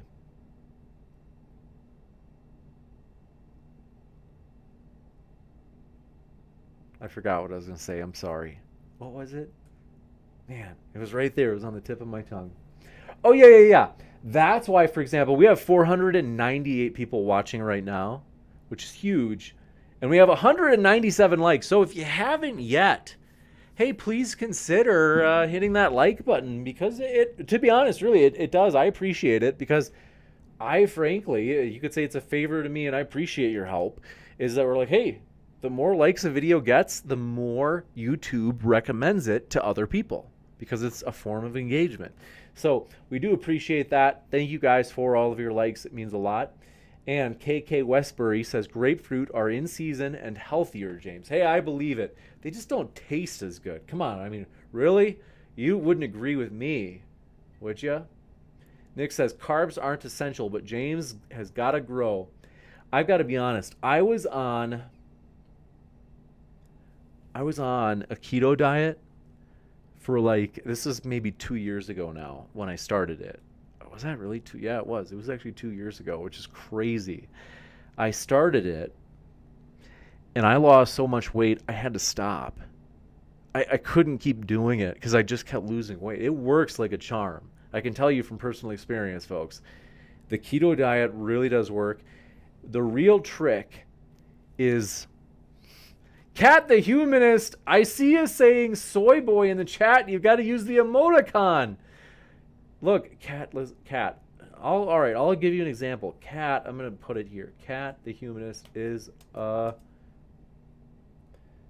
But I've got to tell you, I lost so much weight, it was nuts. I had to stop doing it. And my workouts were also pretty weak. I think that, you need, like, workouts really, or carbs really do help your workouts. And so I liked keto, and I enjoyed the taste. I love all the fattening foods. Like, they taste so good enough. It is funny though. Yeah, I mean, you can eat like eggs with cheese and bacon and sausages, and you can eat that all day and you'll lose weight. It's just nuts. So that's pretty crazy. But yes. Nathia says James had too much soy and he forgot. That's funny. That's one of the side effects of overdosing on soy. But let's see. Surgeon General says James is a soy boy. That's right. And then Anton Gomez says, I think Mr. Modern Day Debates dislikes me. I definitely don't dislike you. I appreciate you being here, Anton. Seriously. Thanks for all your support. James Jungle says, did I miss the debate? Has it still to begin? It already happened, and it was tremendous. Patrick Spence says, I make brain gains, not muscle gains, or vegan gains. Good for you, Patrick. I'm glad you do. Ovanice, am I saying it right? Says, I love onions and potatoes. Hey, you and me both. Winston's mom says, Doctor to be, when you did keto, did you use the keto sticks which turn colors as you dispose of ketones? Yes, I did. I peed on a stick. That's not a joke. Because, when you're first starting the diet, it's hard to know, like, am I finally in ketosis? Because, you don't see the results of losing the weight that fast. You're just, for several days, you're trying to get into ketosis. And some people get in earlier or faster. But, yeah, so you can pee on a stick and it'll show you if you're getting into ketosis. And yes, I definitely, even like at where I was barely in ketosis, like maintaining that, I just lost weight so fast. It's the real deal, folks. So, and I could say, like, yeah, the only bad thing about it is you lose weight so fast that I was like, okay, I'm just going to lose all my muscle. Because I do I wouldn't say bodybuilding anymore. I've done a show. I was 19 when I did a show. I was 18. And I do like bodybuilding. I don't do it like in any sort of formal competition anymore. I do plan on doing it in about 4 years probably, once I can compete at the masters level.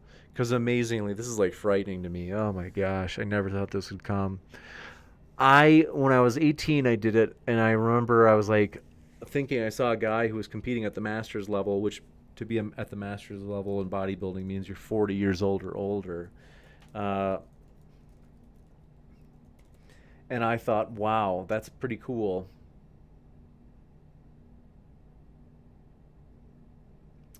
Wait, really? Is it actually maybe to be master's level? Is it how old? Let me check how old you have to be. I always thought it was 40, but it might actually be. Okay, masters, age classes excluding teens, typically 35 or older. So I could actually compete right now. It says this will vary, and you may see 35 plus, 40 plus, all the way up to 60 plus. Wow. Because, yeah, so anyway, I could compete at the master's level now. I thought you had to be 40, but I guess not. And I don't think I'd look, yeah, I mean, it's pretty tough I don't have the same kind of mass I used to. But nonetheless, it was pretty cool. And so I always thought, I was like, well, I'd go back if it was at that point, But I want to say, I do appreciate you guys. Thanks for being so cool. Thanks for being so cool on here at Modern Day Debate. I can't believe you can be 35, so okay, maybe I'll do it. Maybe I'll do it sooner than 40. But yeah, I'm 36, so I was thinking I was going to do it in 4 years, but maybe earlier. I don't know. Who knows? Ozzy Gold says 35 plus. Good to know. Thanks for saying that. And then Ozzy Gold says 2 tickets to the Guns show, James. I appreciate that. Uh-oh, I don't know if I could say gun on YouTube.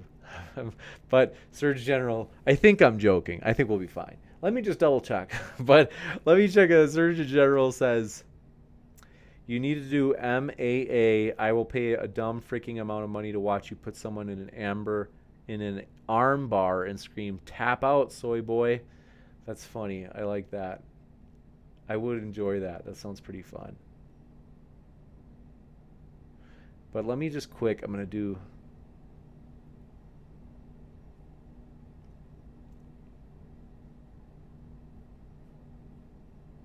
Hold on. Let me just do this really quick. I'm going to look this up. I'm going to look up the stream just to see if YouTube dinged us because I said the gun show. You know you can't say that on YouTube, you guys.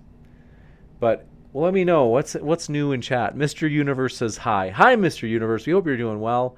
I see a Leo Whitmer says, any thoughts on the Chinese balloon, James? I have no idea what's going on out there. I've heard that there's like a Chinese balloon that allegedly, like someone was like the Chinese allegedly sailed it over the U.S. I don't even know, seriously. So let's see. But yeah, I don't know the story, to be honest. I heard, I'm really behind on the news. But want to say I love you guys. I should go. It's getting late. Want to say thanks for all of your support. I love you guys. Thanks for all your support. You guys make this fun. Seriously, I enjoy this, and I enjoy it because of you. Thank you guys for being cool. I look forward to seeing you on the next one. And want to say thanks for all of your support. Now, I see there 5... I can't even say the word because I think technically I can say the word on YouTube, but I don't know for sure. Someone asked me about... Oh, yeah. So anyway. We're thrilled with the vision. If you have not followed our TikTok yet, it is pinned at the top of the live chat, and it's at the top of it's at the very top of the description box.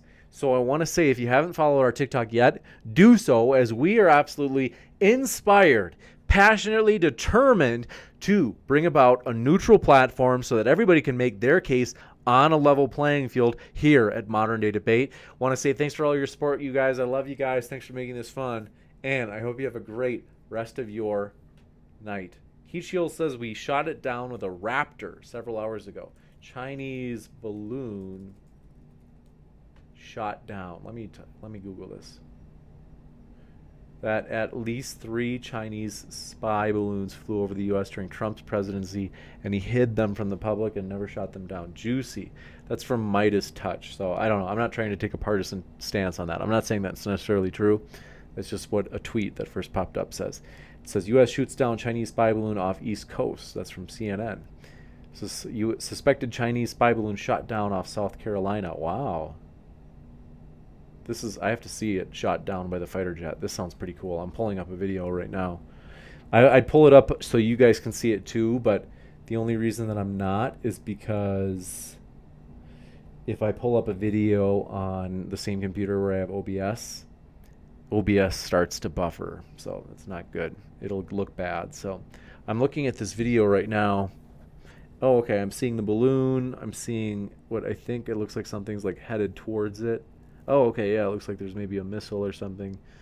And, well, that missile, oh, okay, like maybe they got the balloon. Looks like it's smoking and falling.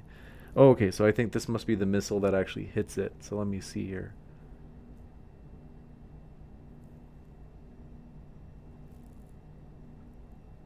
Wow.